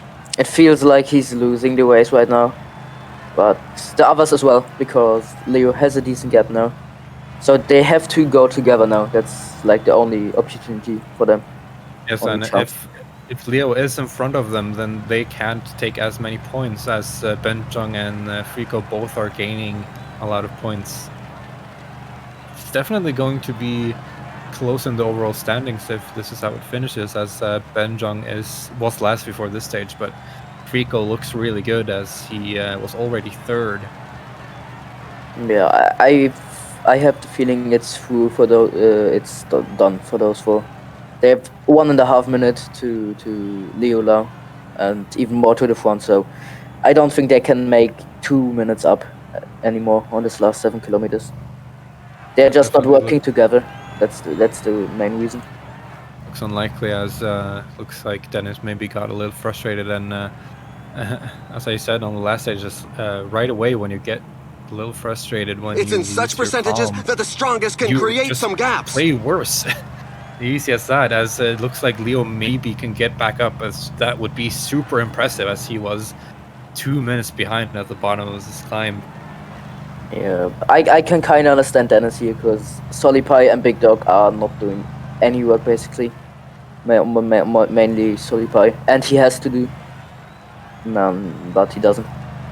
I mean, he had the most riders early in the stage, so it was maybe expected, but he again attacks away. As, I mean, if he has more energy, then he can just do that as Appius gets back up. It does look like now he's struggling a little bit. Yeah, Leo doesn't get back, I think, to the front two. I think the win is between the front two now. Seems like. Definitely, and Leo does not need to get to the front two as well, as he is looking really good in the overall standings. And now it looks really critical for Big Dog, as he's still a little bit behind. Solipai's dead. Oh my. He wiggled. Seems like Solipai has the least energy. Yes, as so it's really steep right at the end here, and we can get some time there, as Appius tries to do. Solipai all of a sudden has energy. How did that happen? As Dennis gets a little bit blocked by Solipai. That's frustrating, definitely, but he does get back and is in Appius' wheel. We're into the downhill section. The riders can take a breather, but they can't let their guard drop. Leo is going to be able to get to the front two. Yeah, seems like it's done for Big Dog, unfortunately. Definitely for Big Dog, to say the least. Sad to see. He was super aggressive at the start of the stage, but then kind of lost the grip. He had his main rider in the breakaway drop back, and then couldn't follow attacks right away, and then you just lose all your energy and can't stay with, sadly. Yeah, Solipay is coming back right now to Dennis and Appius. And gaining time in this downhill is almost impossible, as there are so many turns that you can't really get any seconds from this. I do think the players are really Pino's happy off. that crashes are off, though, as everyone would definitely crash in this downhill. Well, yeah, that's true. It's insanely two-band, like, curvy. As Frico attacks in the front group, looks like, but they're still together, those two. Definitely hope they can work together, because they do have the win if they just do that. Yeah, it feels like the downhill is long enough, like, even if you go 99, you can regenerate everything, all yellow, till the foot of the last climb. Definitely with all the corners as well. Yeah, 15 kilometers they're remaining. going really hard. But losing to Leo, actually, but 5 seconds. No, Appius is talking about relaying back there. Yeah, Solipai is not doing anything again. Sadly. Maybe it's because he had to come back in the first kilometers of the downhill. He had to use energy to come back. Maybe he needs this. He did, and he was the rider with the least energy That's at 10 the top kilometers of the stage. the climb as well. So it is understandable to a point, but he has not done a lot of work today. As now the front two are moving into the final climb. Yeah. It'll be interesting to see which one of these two can take it, and if Benjong does, then he maybe can get back, which would be super impressive after being last before this stage. Yeah, I think Benjong needs to win eventually. And yeah, Fuiko. It will be between those two for sure. Definitely, and if Benjong wins, he gets 120 points. If Frico wins, he may overtake Leo even. Though Leo is looking good. The for finish third. line is getting close. The riders I just think passed it the 5 could be kilometers possible road sign. for Benjong because Leo won both the first two, so they're behind them not much points for all the riders. So the Yeah. gap is not too big. So I think if This he wins, climb he is can still feared do by it, many as he riders. also The got percentages most are of the very mountain points. high. If Definitely Benjong he wins, he's through, I think. can get third.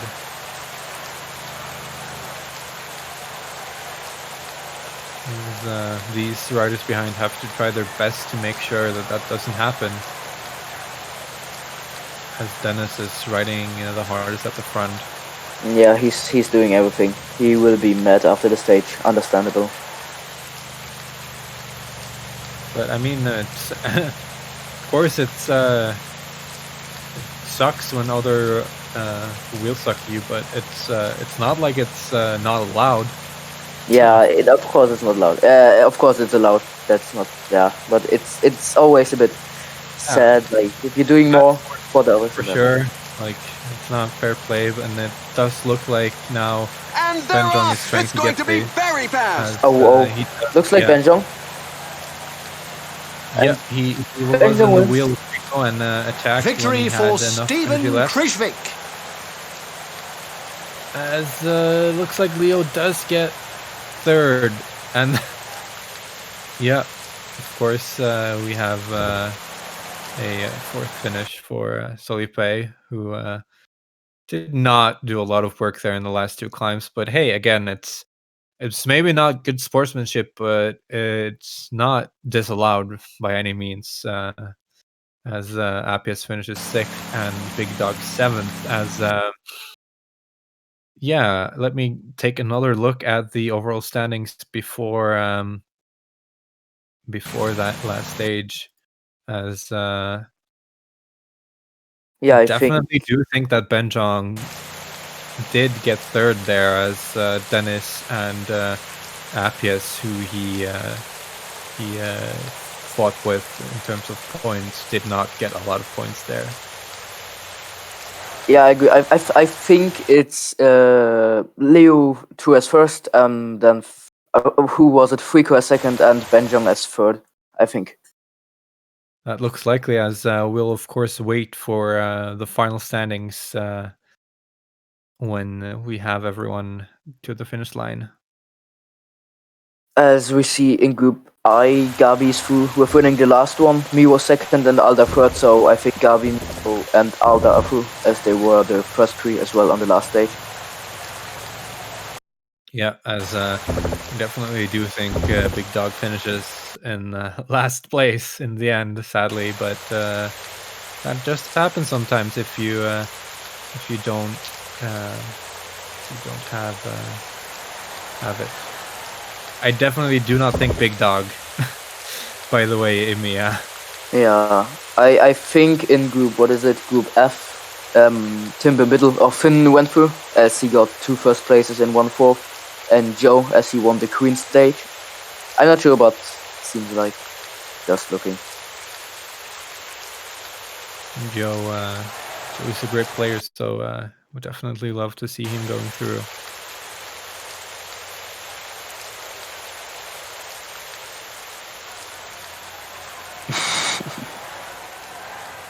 Yeah, there are some mad players, understandably so. Yeah, I can understand Dennis here, to be honest. More than in our tour group, where it was a bit over the top.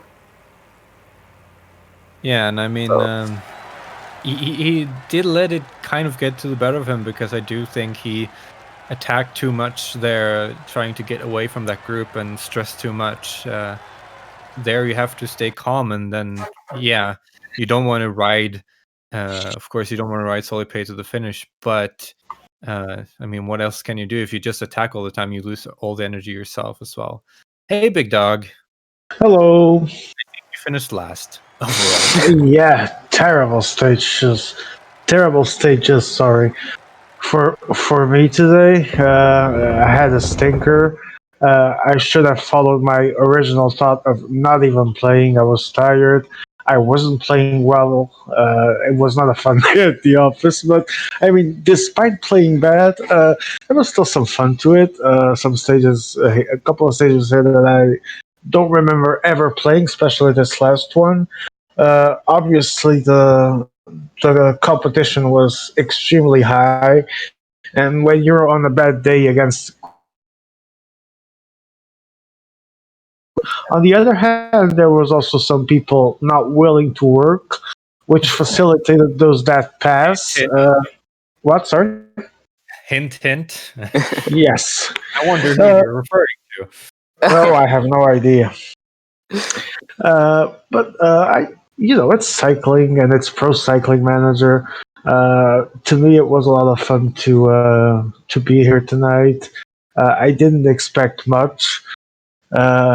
I also didn't expect to do so bad. It's not my usual level, but shit happens, and you own it. You move on. You learn with the mistakes. Above all, you have fun playing the game, and I did. I remember being on together with you a few days ago as well, and you did mention you struggle with multitasking. That did seem like it was some trouble here on this stage as well. Yes, I have been improving on that.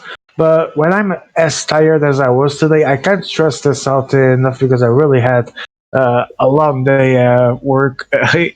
It becomes a big challenge again. The multitasking was terrible. The energy management that I've improved quite a lot wasn't there. Everything was going wrong. And while there were moments, obviously, where I was having fun, I was just thinking, oh, I hope this ends soon. I'm so tired, man. As we now do have the results, as we thought, it is Leo finishing first in the group in front of Frico and Benjong, as Benjong GG had to Leo. He played well. I think he's a very deserved winner. As Benjong had a huge jump there, going from last place to third on that last stage, as we see how important that last stage is. I think that those who take the risks sometimes crash and burn like me, and sometimes they get the rewards. I do know because I've been there. I've seen this situation thousands of times before, especially in the World Championships, that if people aren't going to work, all of them, then nobody wants to work, and then obviously breakaways will win far easily than they should. But I think those that have the guts to do them deserve the outcome. And I think they kind of surprised you. They didn't only go there with their domestiques; they went there with their main mountain riders and made it that much harder to catch back up.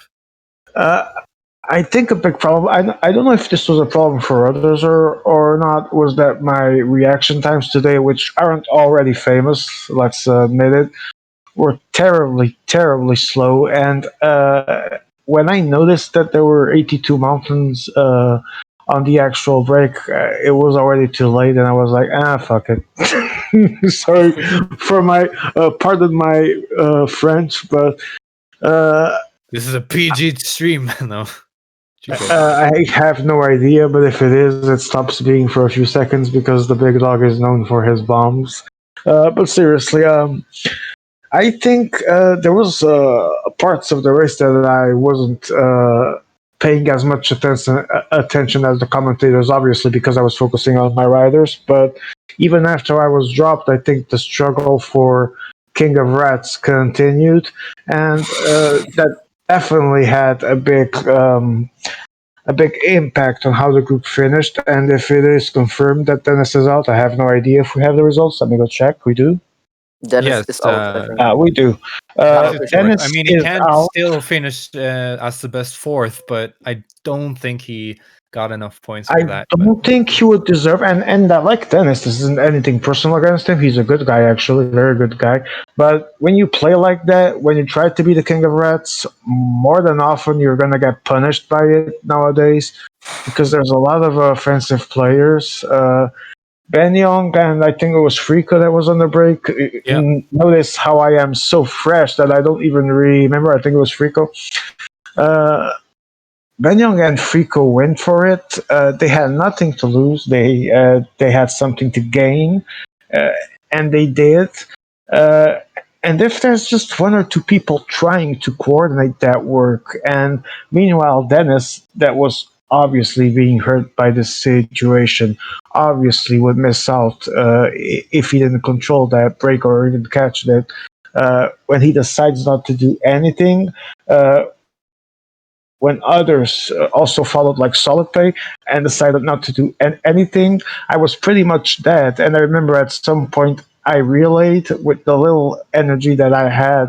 I think more for a matter of principle than anything else. This is a situation, like I said, that I've seen thousands of times, especially in World Championships. And to be cold is good. To be that cold and that rat will come back to haunt you sometimes. But for me, like I said, I wasn't watching the entire race because I had to focus on my riders. It seems like it was an extremely fun group, a lot of action. The stages are absolutely crazy, insane, fast paced. So I'm really glad that despite being exhausted, I was here. I was glad to be here, and I had an actual fun night. Definitely, as I did feel like there were a lot of attacks. As maybe now we can move on to the interviews, as we have some groups finishing. As we have Mr. Swagson joining us here. Oh, Swagson, good night. Tell us, how did it go on your group? I mean, a bit sweating I am. But Did you pass? I passed, but if you say cool. colours, it is the biggest light in the world. Congratulations. At least you didn't have a stinker like me, so I'm really, really glad for you. It was pretty. I mean, it could have been a stinker in the end if it looked like it was going to be a stinker at points as well. Things. I mean, I've scraped through. I think the first stage going for intermediate for KOMs might have just saved me a little bit. Like, I think that, and also Floxy being the absolute G, getting a lot of KOM points, even though he was through already after 2 stages.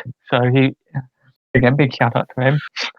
Also, would like to apologise to Hillings for that second stage event because it was on my wheel and I launched way too late, like way too late. Like it is Well, not if he even was on funny. your wheel, he has to pay the consequences for that. I mean, he kind of did, but I also fucked up like horrendously. Like I had too much red whatsoever.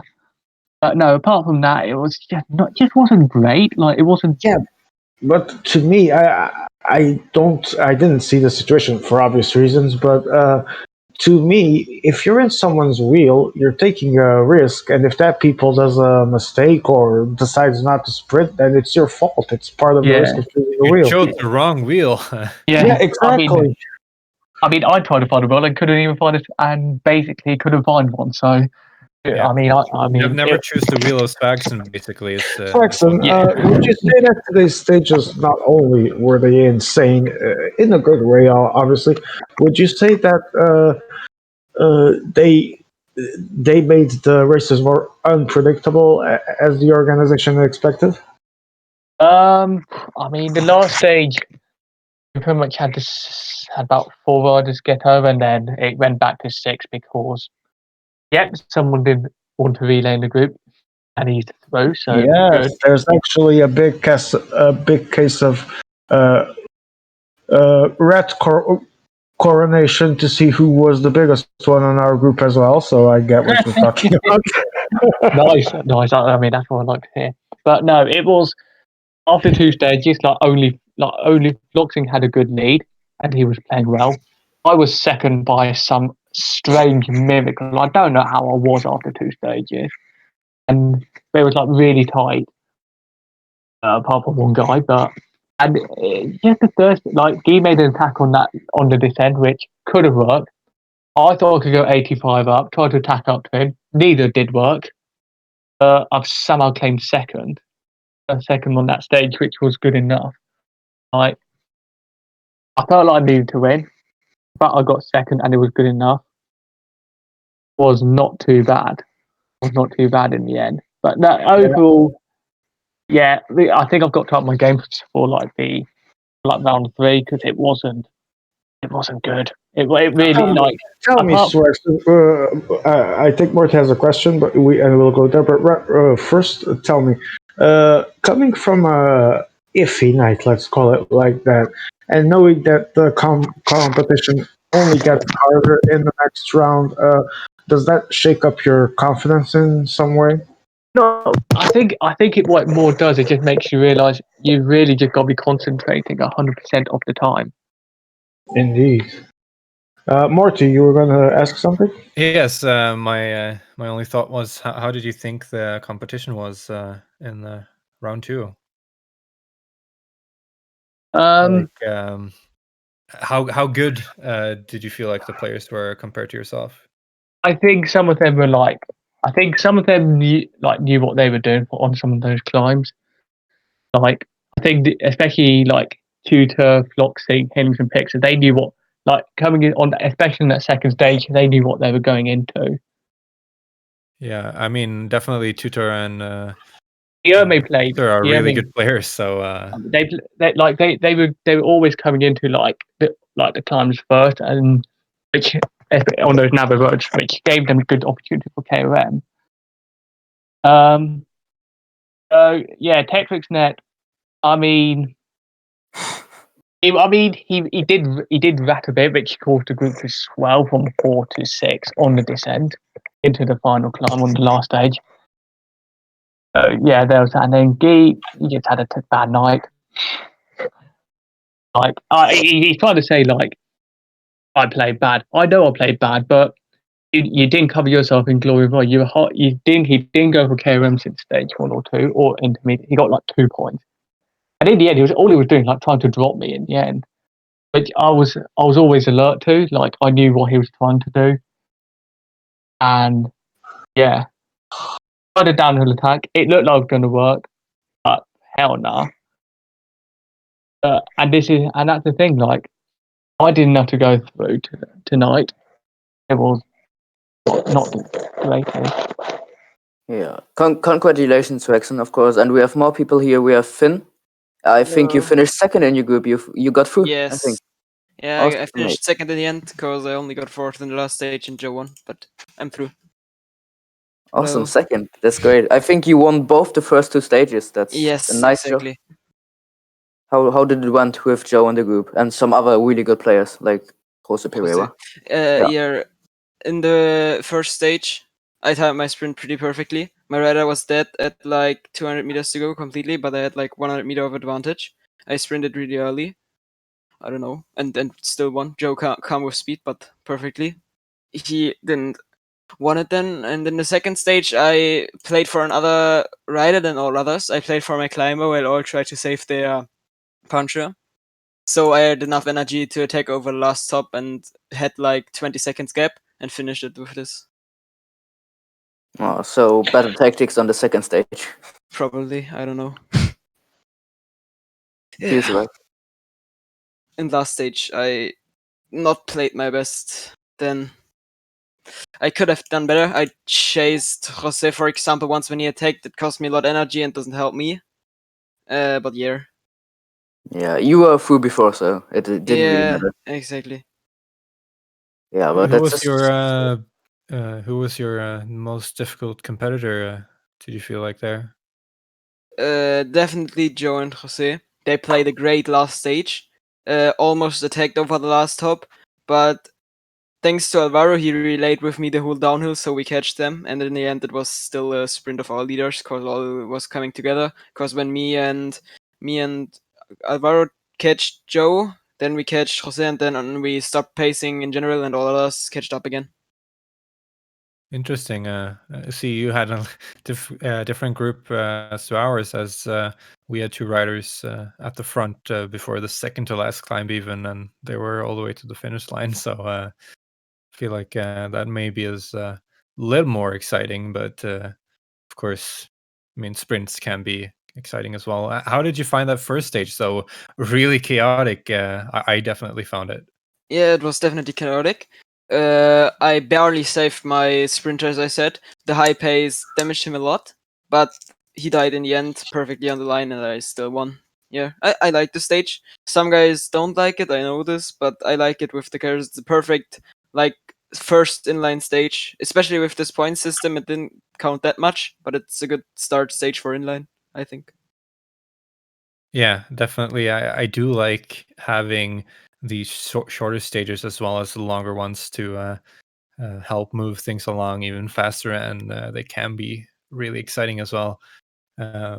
Congrats on going through, Finn. Thanks. Thanks. Hearing from you, as we have another person here waiting for an interview.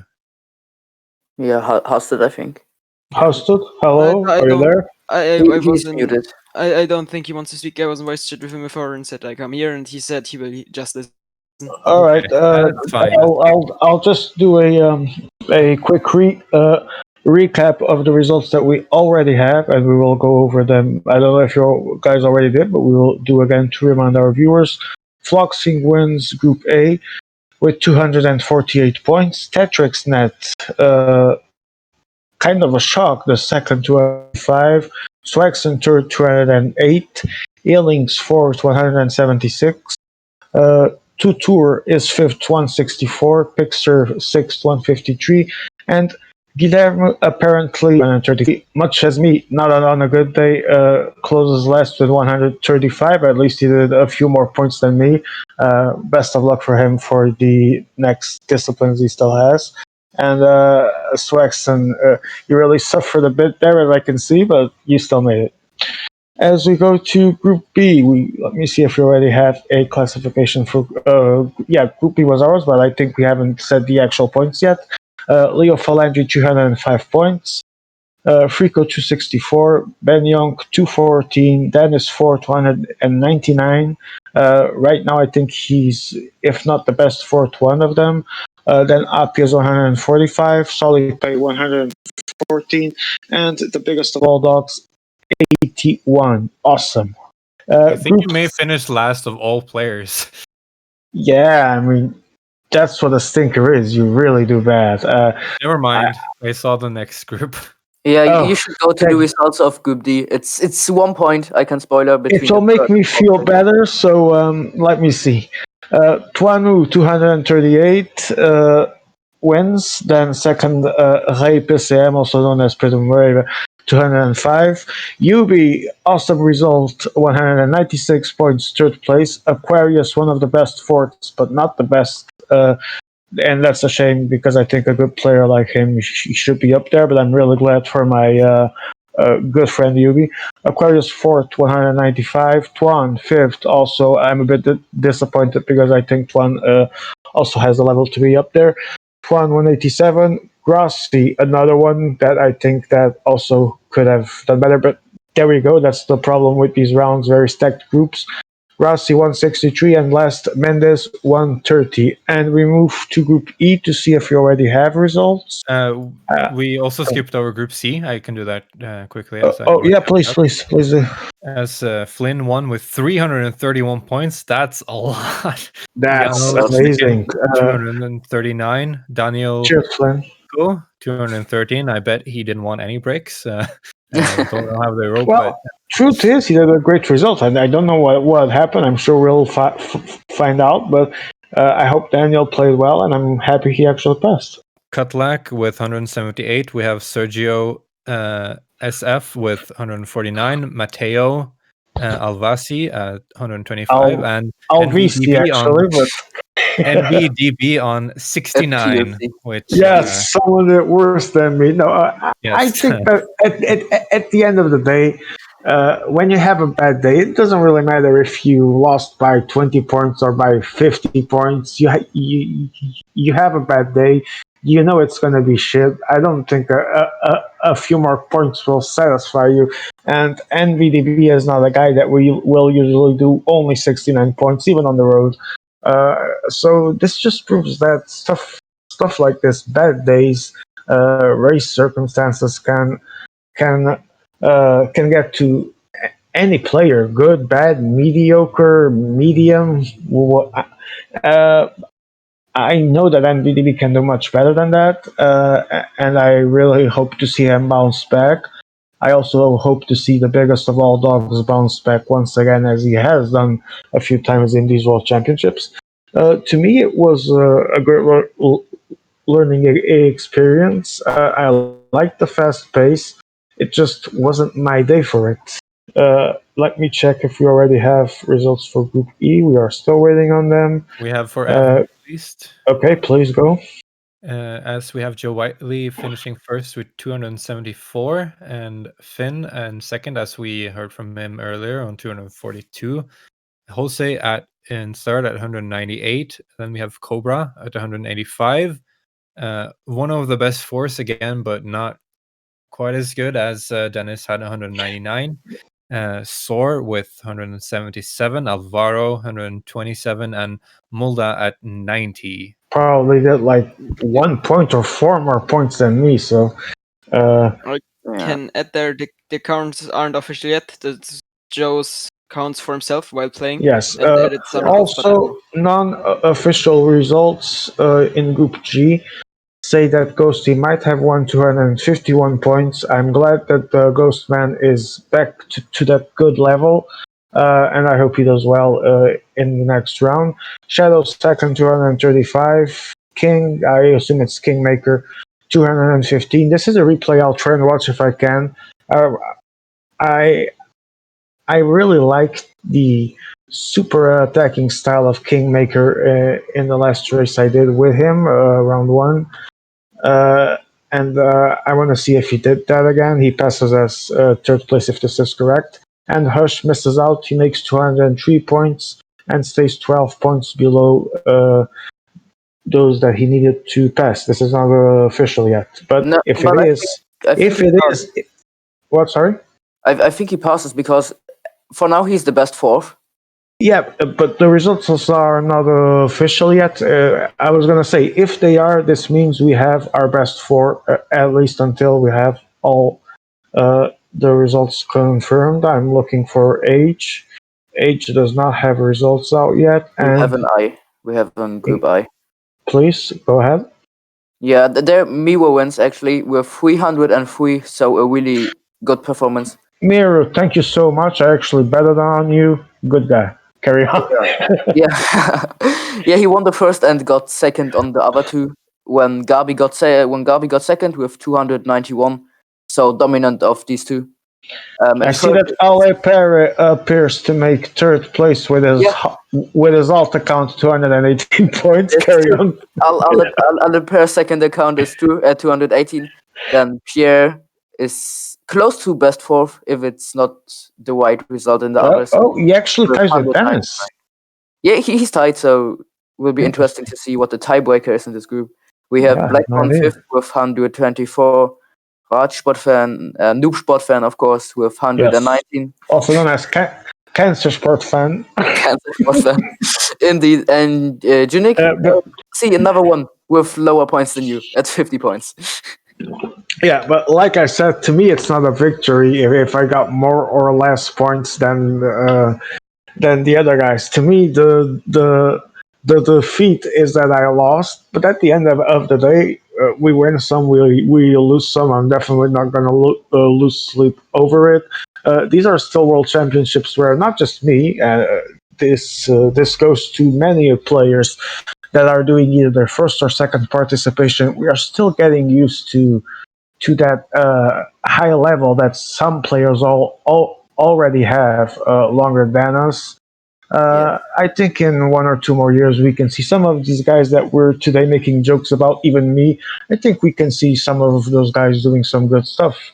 Yeah, we have now results from E, by the way. I can take those quickly. Go ahead. Yes, please. Davey finishing on an impressive 316 points. Who would have guessed that? Tim Soski in second. Tim Soski! Congratulations, mate. 215, of course, really popular streamer. And then we have Stee finishing third on 187. Palby fourth, 171. A little too far behind for the best fourth, as Davey just took all the points. Then we have NCL Denbere on 151. The Polak on 146. And our good mate here in voice chat, Husted, on 133. I just want to say to the Mbere, much love, by the way. But this is a kind of thing that, wait, I think it was the Mbere. This is the kind of thing that happens when you say you don't need friends. We go to Group F to see if we already have an actual official counting, but not yet. And I'm trying to see. I have a notification here. Let me see. Okay, Joe Whiteley is coming for interviews in around 3 minutes. I do wish we could have a few more players here because this seems like it was a very fun night in several groups. I do think we'll probably get Tim Soski in. He usually likes doing these interviews. So that would be awesome. I also am waiting to see. I don't know if we passed by that. I didn't notice. Still not sure if Nathan passed. We have results in Group H. In the meantime, we have Peaky going through as first or PG, I don't know, at 288 points. Second is Frabo with Il grandissimo Frabo. Oh no, it's not counted. Who's second? Slomy is second at 278. We have third El Colombiano, that's great to see, at 188. Jace, I don't know, is fourth at 181. It's not enough for the best fourth, I think. We have Frabo fifth, 175. Then we have Gifiti. He's out. And then the shock of the competition: John Gasho, best PCM player in the world, self-proclaimed, obviously, 47 points. I think that is the worst performance. Yes, absolutely. I think this is the worst performance of the day. It's relieving. Yeah, it's good. I'd say when Joe comes into the voice, we talk about his classics 1-1 performance the most. Yes, I'm still trying to see what's wrong with. I'm still trying to see what's up because we still don't have results confirmed in Group G, and we still don't have results confirmed in Group F. Even though we think that Joe shouldn't be too much far from the truth, he could actually nail it. We already saw Group E. I believe we're missing 2 groups only. I think.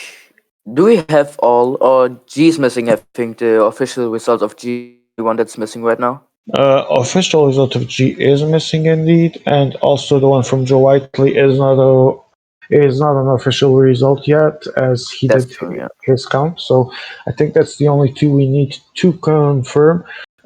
Meanwhile, let me see if we Wait a have. second, as we have Tim Solsky coming from an interview right now, as he just Awesome. confirmed to myself. Great. Hello, Joe. Joe. GG. Hello, hello, guys. Joe, that seems to have been a good day at the office. Tell us all about it, man. Oh, it's an excellent day. I mean, to be honest, I'm absolutely jubilant. I can't believe it. I thought, I mean, I didn't finish well in the first stage. I got blocked quite heavily at the line. We managed a close third on the second stage, and I thought maybe as top two in the final stage would perhaps secure our place, but we only managed third, so I was a bit unsure.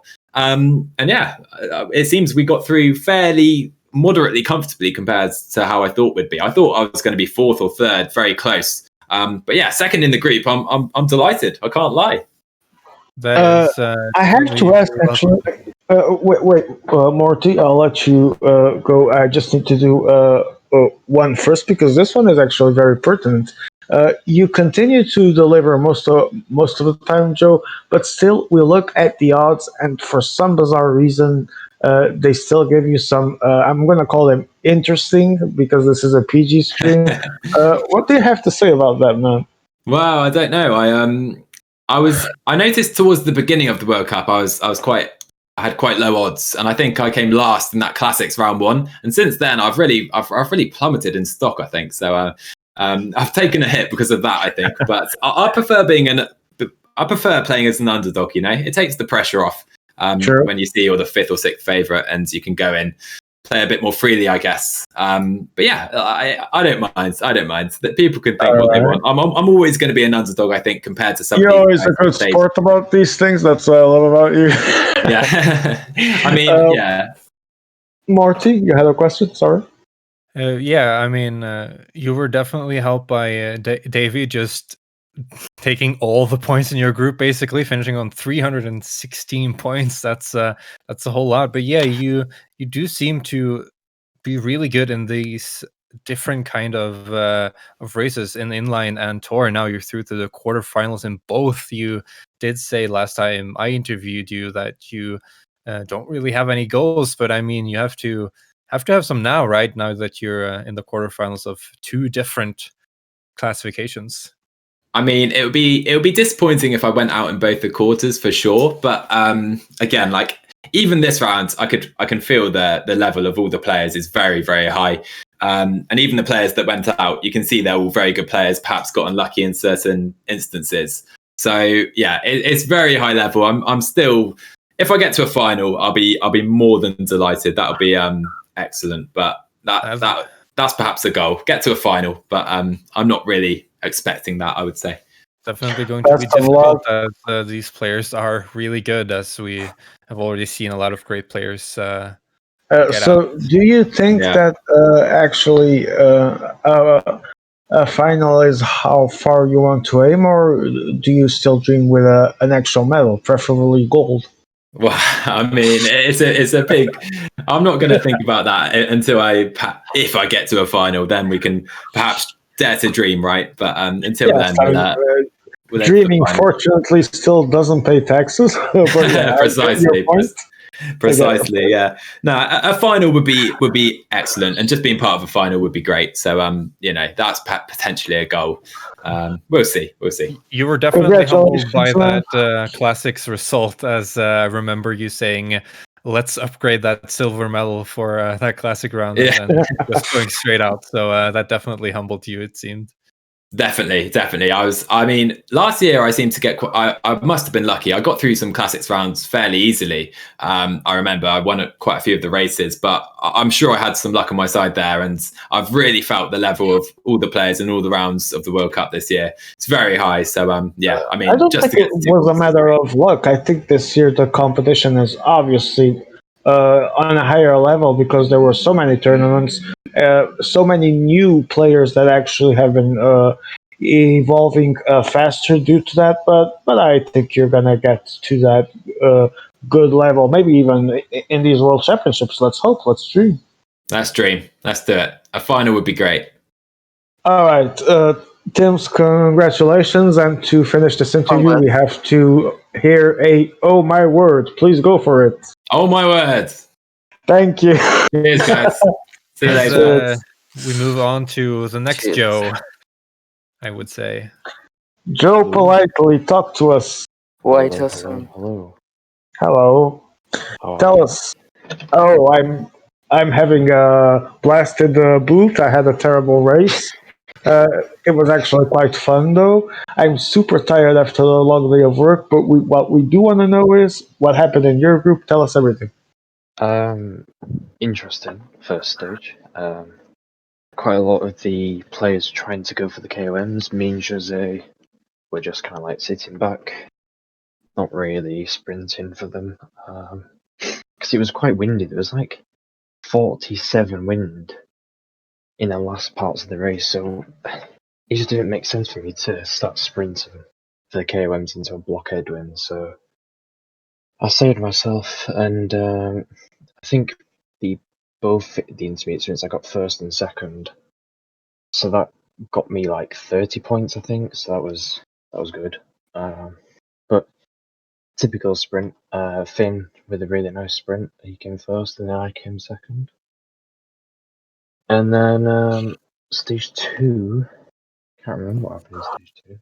Just the usual stuff, I guess. In stage 2, it came down to like a small bunch sprint, and Finn again just with a really, really nice attack on the last climb. And he got away. No one could catch him because it was literally me and Jose doing the pacemaking. We used both our domestiques. Everyone else kind of just like sat there in our wheels a little bit. Kind of frustrating. Me and Jose were like, well, if no one else is going to work, we're not going to risk. Because it was at the point where if we won front, we would die as well. So we would come like 6th and 7th if we worked. So we were just like, okay, we'll settle for 2nd and 3rd. Yeah, I think Finn said actually that he was one of the few guys who went for the 82 mount. So maybe the others just went for the 82 hill and had no energy left, like with none of their 2 riders. That's maybe the point where Finn played it better. It was a good attack. Yeah, it was a good attack. The thing is this ended up being a dangerous game for Jose because Cobra was only 13 points behind. Well, actually, I had the standings from the second stage, and it was Finn in first, then me, then it was actually, I can't remember his name. His in-game now was like Saw73 or something, SOR. Yes. And then Cobra was in fourth, so Jose was actually in 5th, going into the last stage. But yeah, it was man versus boys really for Jose in the third stage. You had people using 6-man trains, and yeah, you can imagine he did a really nice attack on the last HC with me. Then it was, I think, me, Jose, and Saw again. I don't know what his name is. I apologize. We can call him Sor because that's his in-game name. Yeah. It was Jose then attacked again, and I was like, well, 99.9% of the time, I'm going to be through here because going into last climb, I've taken some KOM points, I should be through. So I wasn't overly bothered to just drag up everyone else up the climb, so I sat up a little bit. And then everyone else sat up again, so I went again, got a gap. I think it was Finn working in the third group, because again, people were just sitting on him, I guess. I nearly breached to Jose. Jose, I don't know if he was like caught in 2 minds whether to just go solo, maybe because he thought I was a threat. I mean, at the time I wasn't. But he went solo, then I was there like, the whole descent we were like 15 seconds apart. But I wasn't overly bothered catching his wheel because the group behind were working like very, very well. Like, Joe, let me just interrupt you for 2 seconds. We finally have the official confirmation of Group G. Ghosty wins 253 points. Shadow second 235. Kingmaker is third 214. Hush fourth 204. So best fourth place is true.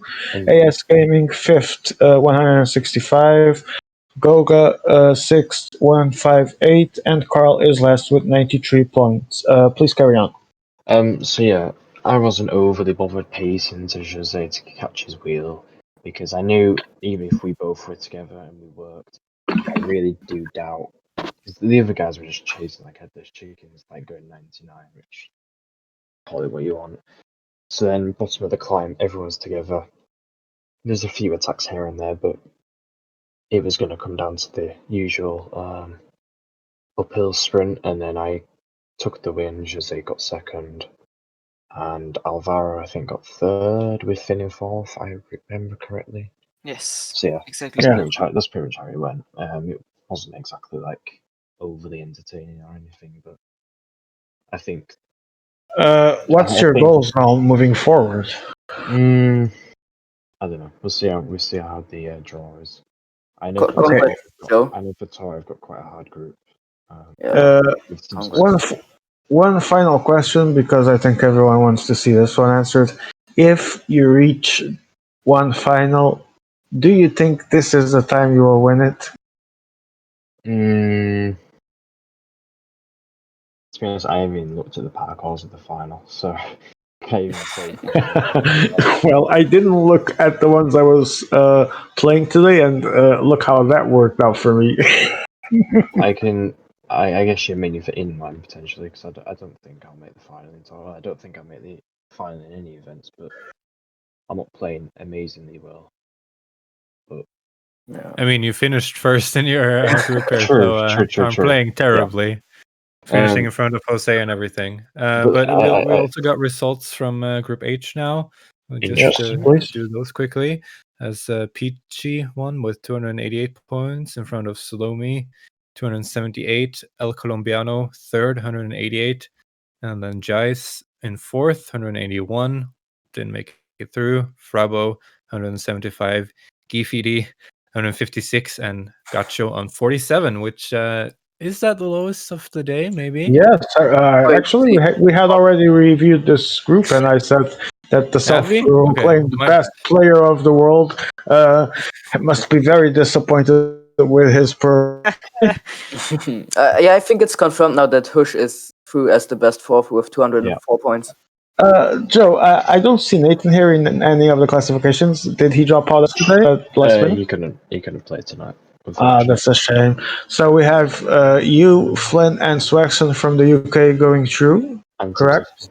And Tim Zosky. That's four guys. Awesome, actually. That's pretty good at the end of the day. We also have Chris here. Joe, thank you so much for coming, and good luck on the rest of the World Championships. Thank you.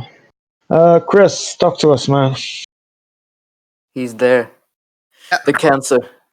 Chris, Emea says you are Cancer Sport fan, but some say I'm Noob Spot fan. There's a lot of nicknames, but in all honesty, what happened today?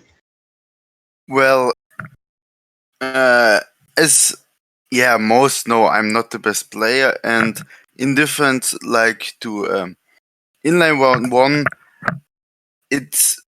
it has felt like a really good day, and I was calm, just doing right decisions. And today I wasn't that calm back then, and also did some decisions like I closed way too many gaps, and this I think also killed me at the end.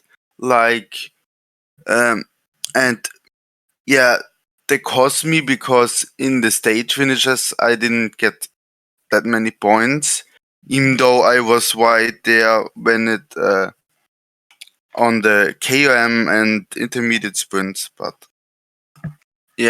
still happy with my result. I am in round 2, went there out, and my target was to reach round 2, and so I can't complain. All right. Looking to the rest of the World Championships, is that your target still? Make as many second rounds as possible?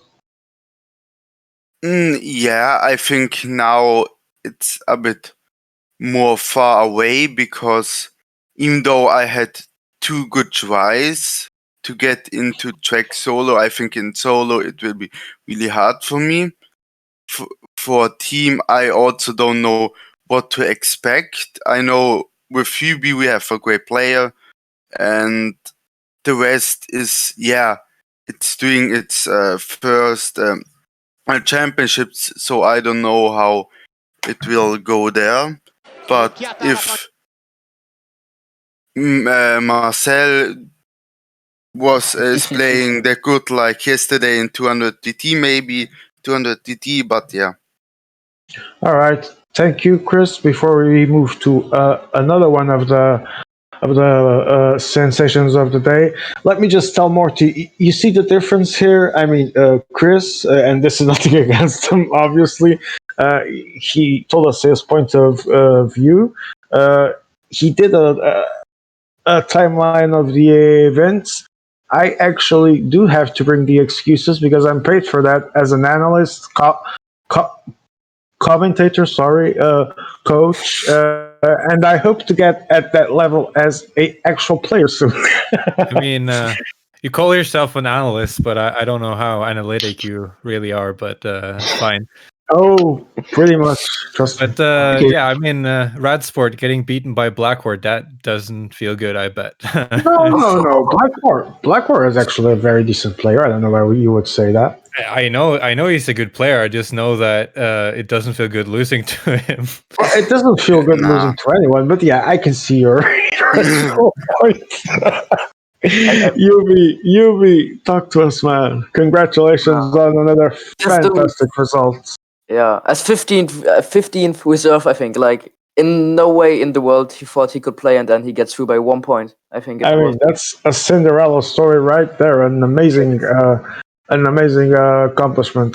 Naturally, you must be happy. Tell us, how did it happen? How was that race? How did you do it? Yeah, actually, it was a very, very crazy race.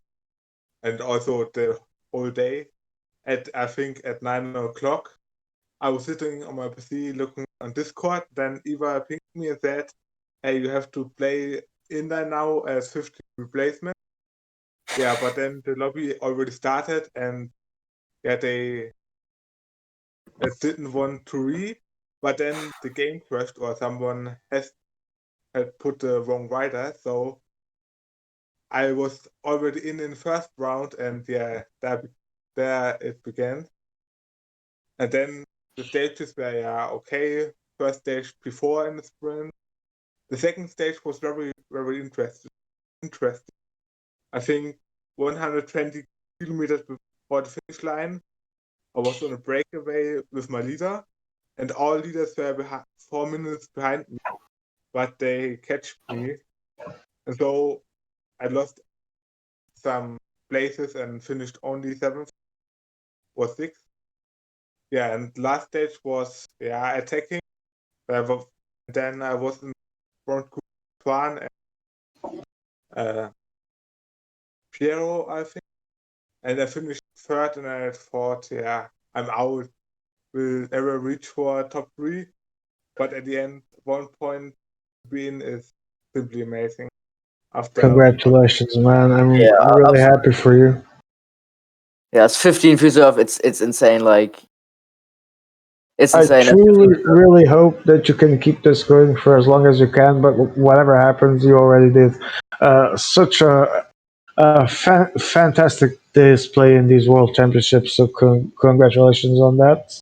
Yeah, I mean, actually, he's like, I think it's your first World Cup, Hubi, and in classics you won both rounds, one and 2, I think, and there you have ambitions to semifinals maybe, because you're playing absolutely great in classics, winning some, I think 2 or 3 you won before.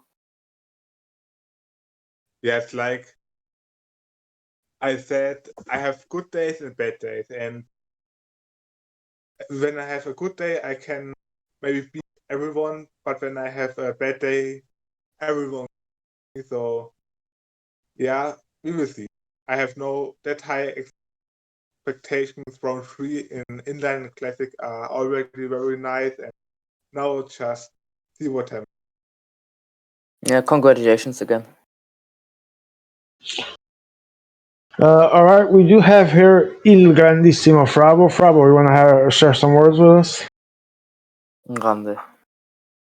Il Grandissimo Frabo, are you alive? He's Yes, there. I'm alive. I'm disappointed a lot. Oh. Yeah. Join the actual club. Tell us what went wrong. Was wrong. In the flat stage, I completely lost every reason. I lost every control. I had all my team completely fucked. I don't know what I was controlling. My someone dropped, someone maintaining position, someone on course. Was impossible to control. Seriously, I did a mess and I did fifth the first stage. The second stage, I got blocked by Colombiano, the sprint.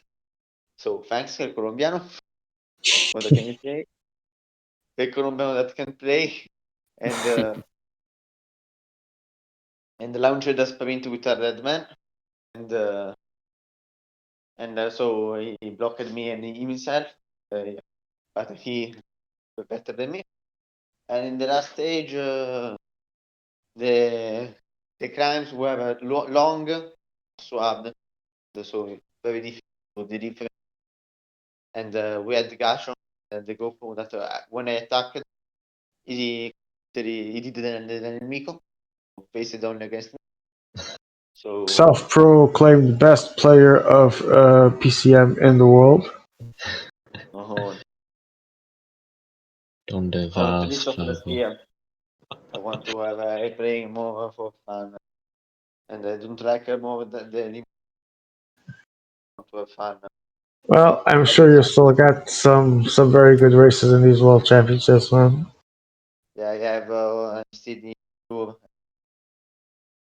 Good. A question: Do you know if Davi is passed or not? He did, yes, quite Yes. convincingly, actually, over 300 points. Incredible, Davi. Yeah, Davi I mean, returns to Davi form. can definitely win this. I feel like he is playing well in every round. Perfect. All right, I want to just take one more look to see if we forgot to mention any group. I don't think so. I think we already have all the official results. I will just check uh, one more time. Also, just asked Flynn if he wants an interview, so waiting for an answer there. Oh, that would be awesome, actually. The great. Having a having a 4-month break and coming back like it's nothing. It's awesome player. Okay, he doesn't want to, but yeah, again to summarize our group, I was really impressed on the last stage there. The early attacks for the two in the end mattered a lot. They're getting their main leaders in the front, and yeah, it did get them through in the end. But you were saying something, Sean? Sorry, I was trying to see if we already told everyone all the results from all the groups. I believe so. We did A, we did B, which was this one, obviously. I think we have them all. I won money on all my bets, which is quite awesome. Except for Nathan that he didn't race, but the rest was fun. Also, I would like to say that Alvizi was not strong this evening. 125.6th place of his group. I don't know what happened there. Maybe he had to go play chess. We will try to find out later. Swaxon is it, by the way? No, Swaxon already gave his interview. We're just waiting to see if Flynn comes, and we will then close. I think he wasn't. So. What do we have tomorrow, by the way? Can someone help me out here, as always? I think it's like team qualification.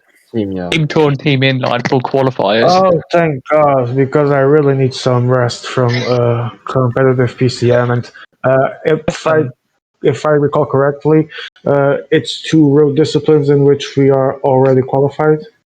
Yes. Yeah, PCM. Awesome. Maybe Awesome. Are you I like just- the 27th reserve for PCM UK, Big Dog?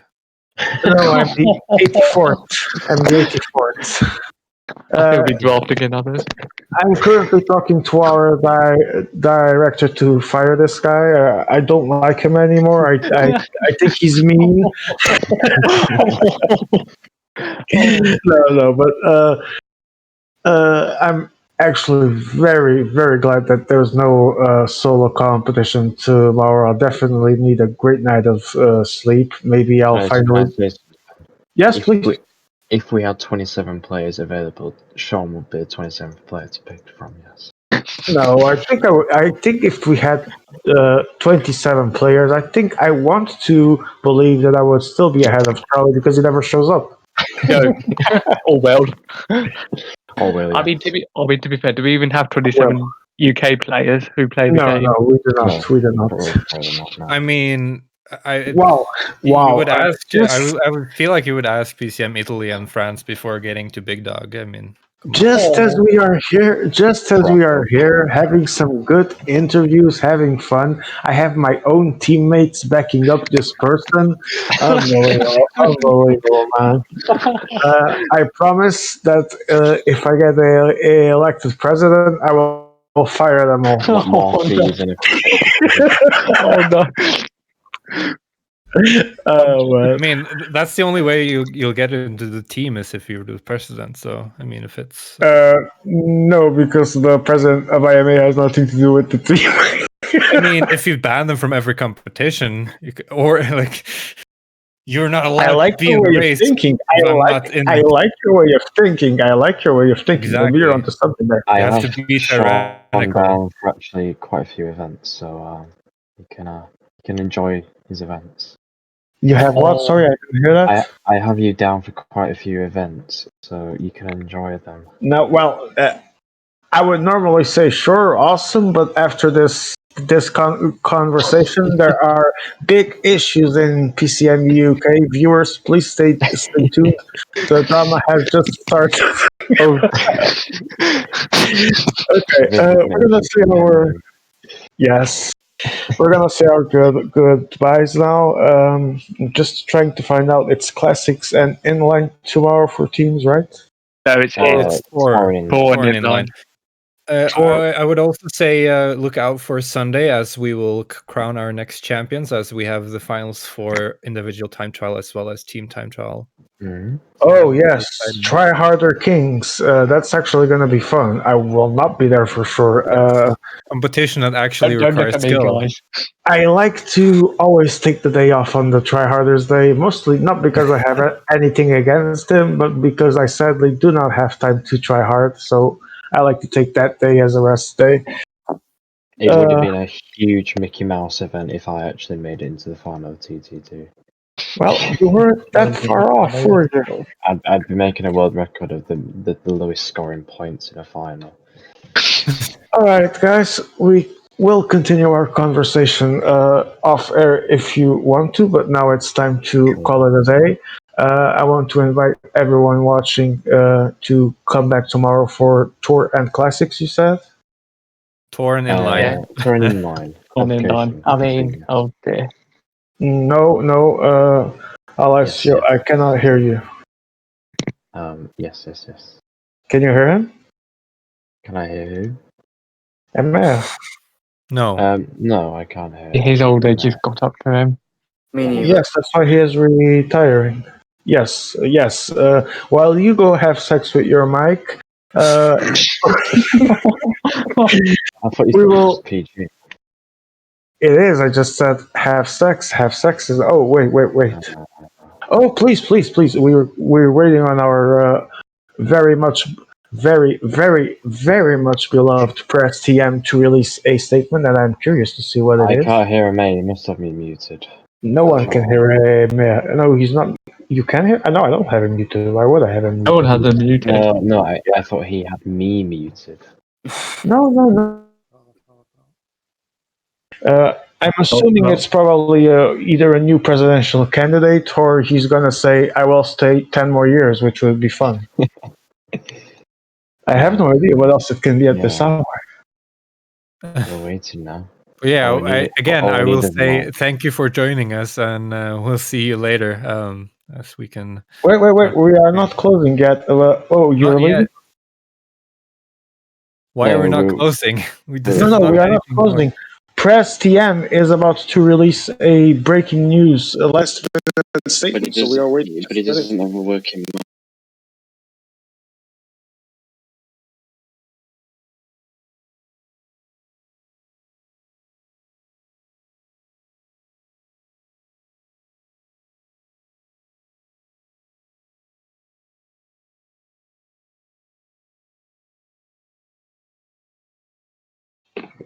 That's 1 second. Yes. Oh, goody.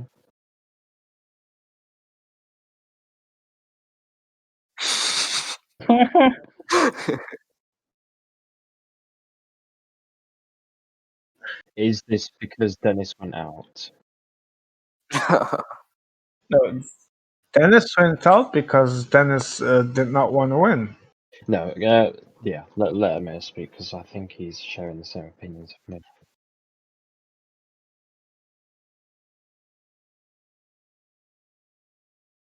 Yes.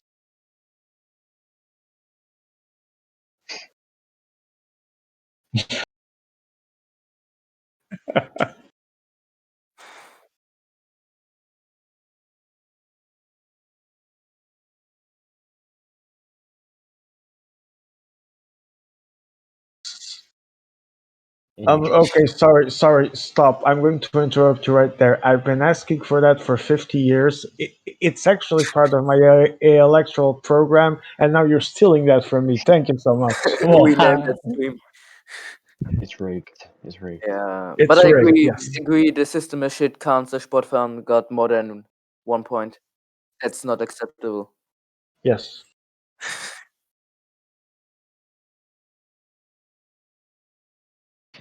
Well, if you just joined and you have no idea what our president said, he says this was the worst point system in inline in the World Championship history, and that he plans to steal my idea, the one I've pitched to him so many times that I've lost my voice trying to do so, of putting together as his final act a set of rules and guidelines for the World Championships. I think any competition that has the UCI stamp in IMA, sorry.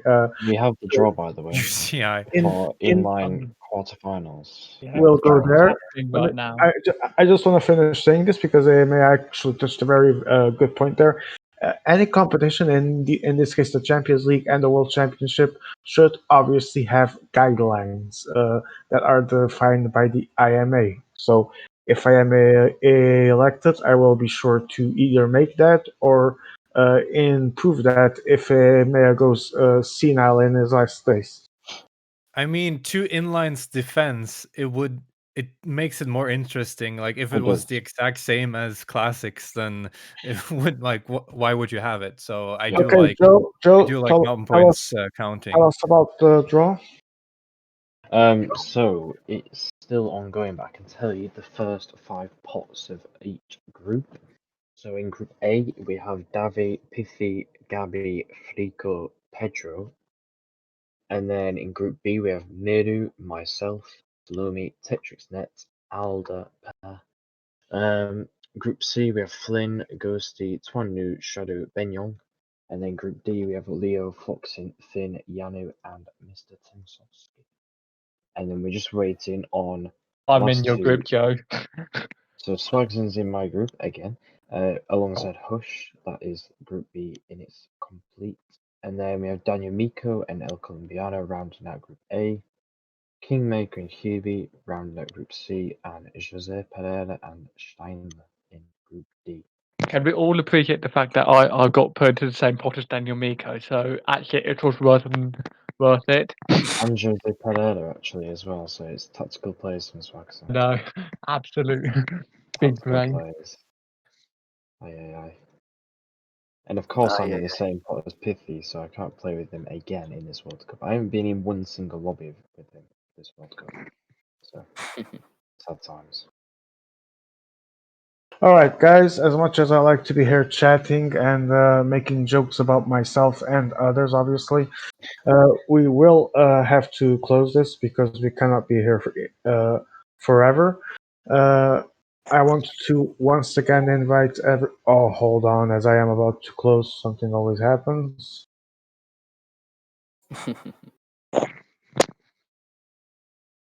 Emea ruining the party again. Okay, let's close. I want to invite everyone to be with us tomorrow for the first day of team competition with Tour and Classics, if I recall correctly. I want to thank No, the Tour awesome Tour and Inline. I want to thank Morty for the amazing job that he did today, especially having to be alone at various parts of the stream. Morty, thank you. That was pretty legendary stuff. I want to thank Failed Pixel for being here as well, helping within his technical issues as well. Thank you so much, guys. Thank you to Mea for once again doing an awesome job as a director. Thank you to all of you that came for the interviews, to our players, and obviously to all of you watching. We wouldn't be here without all of you.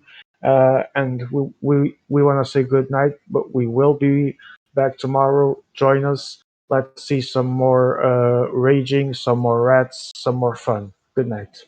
Marcel for president. I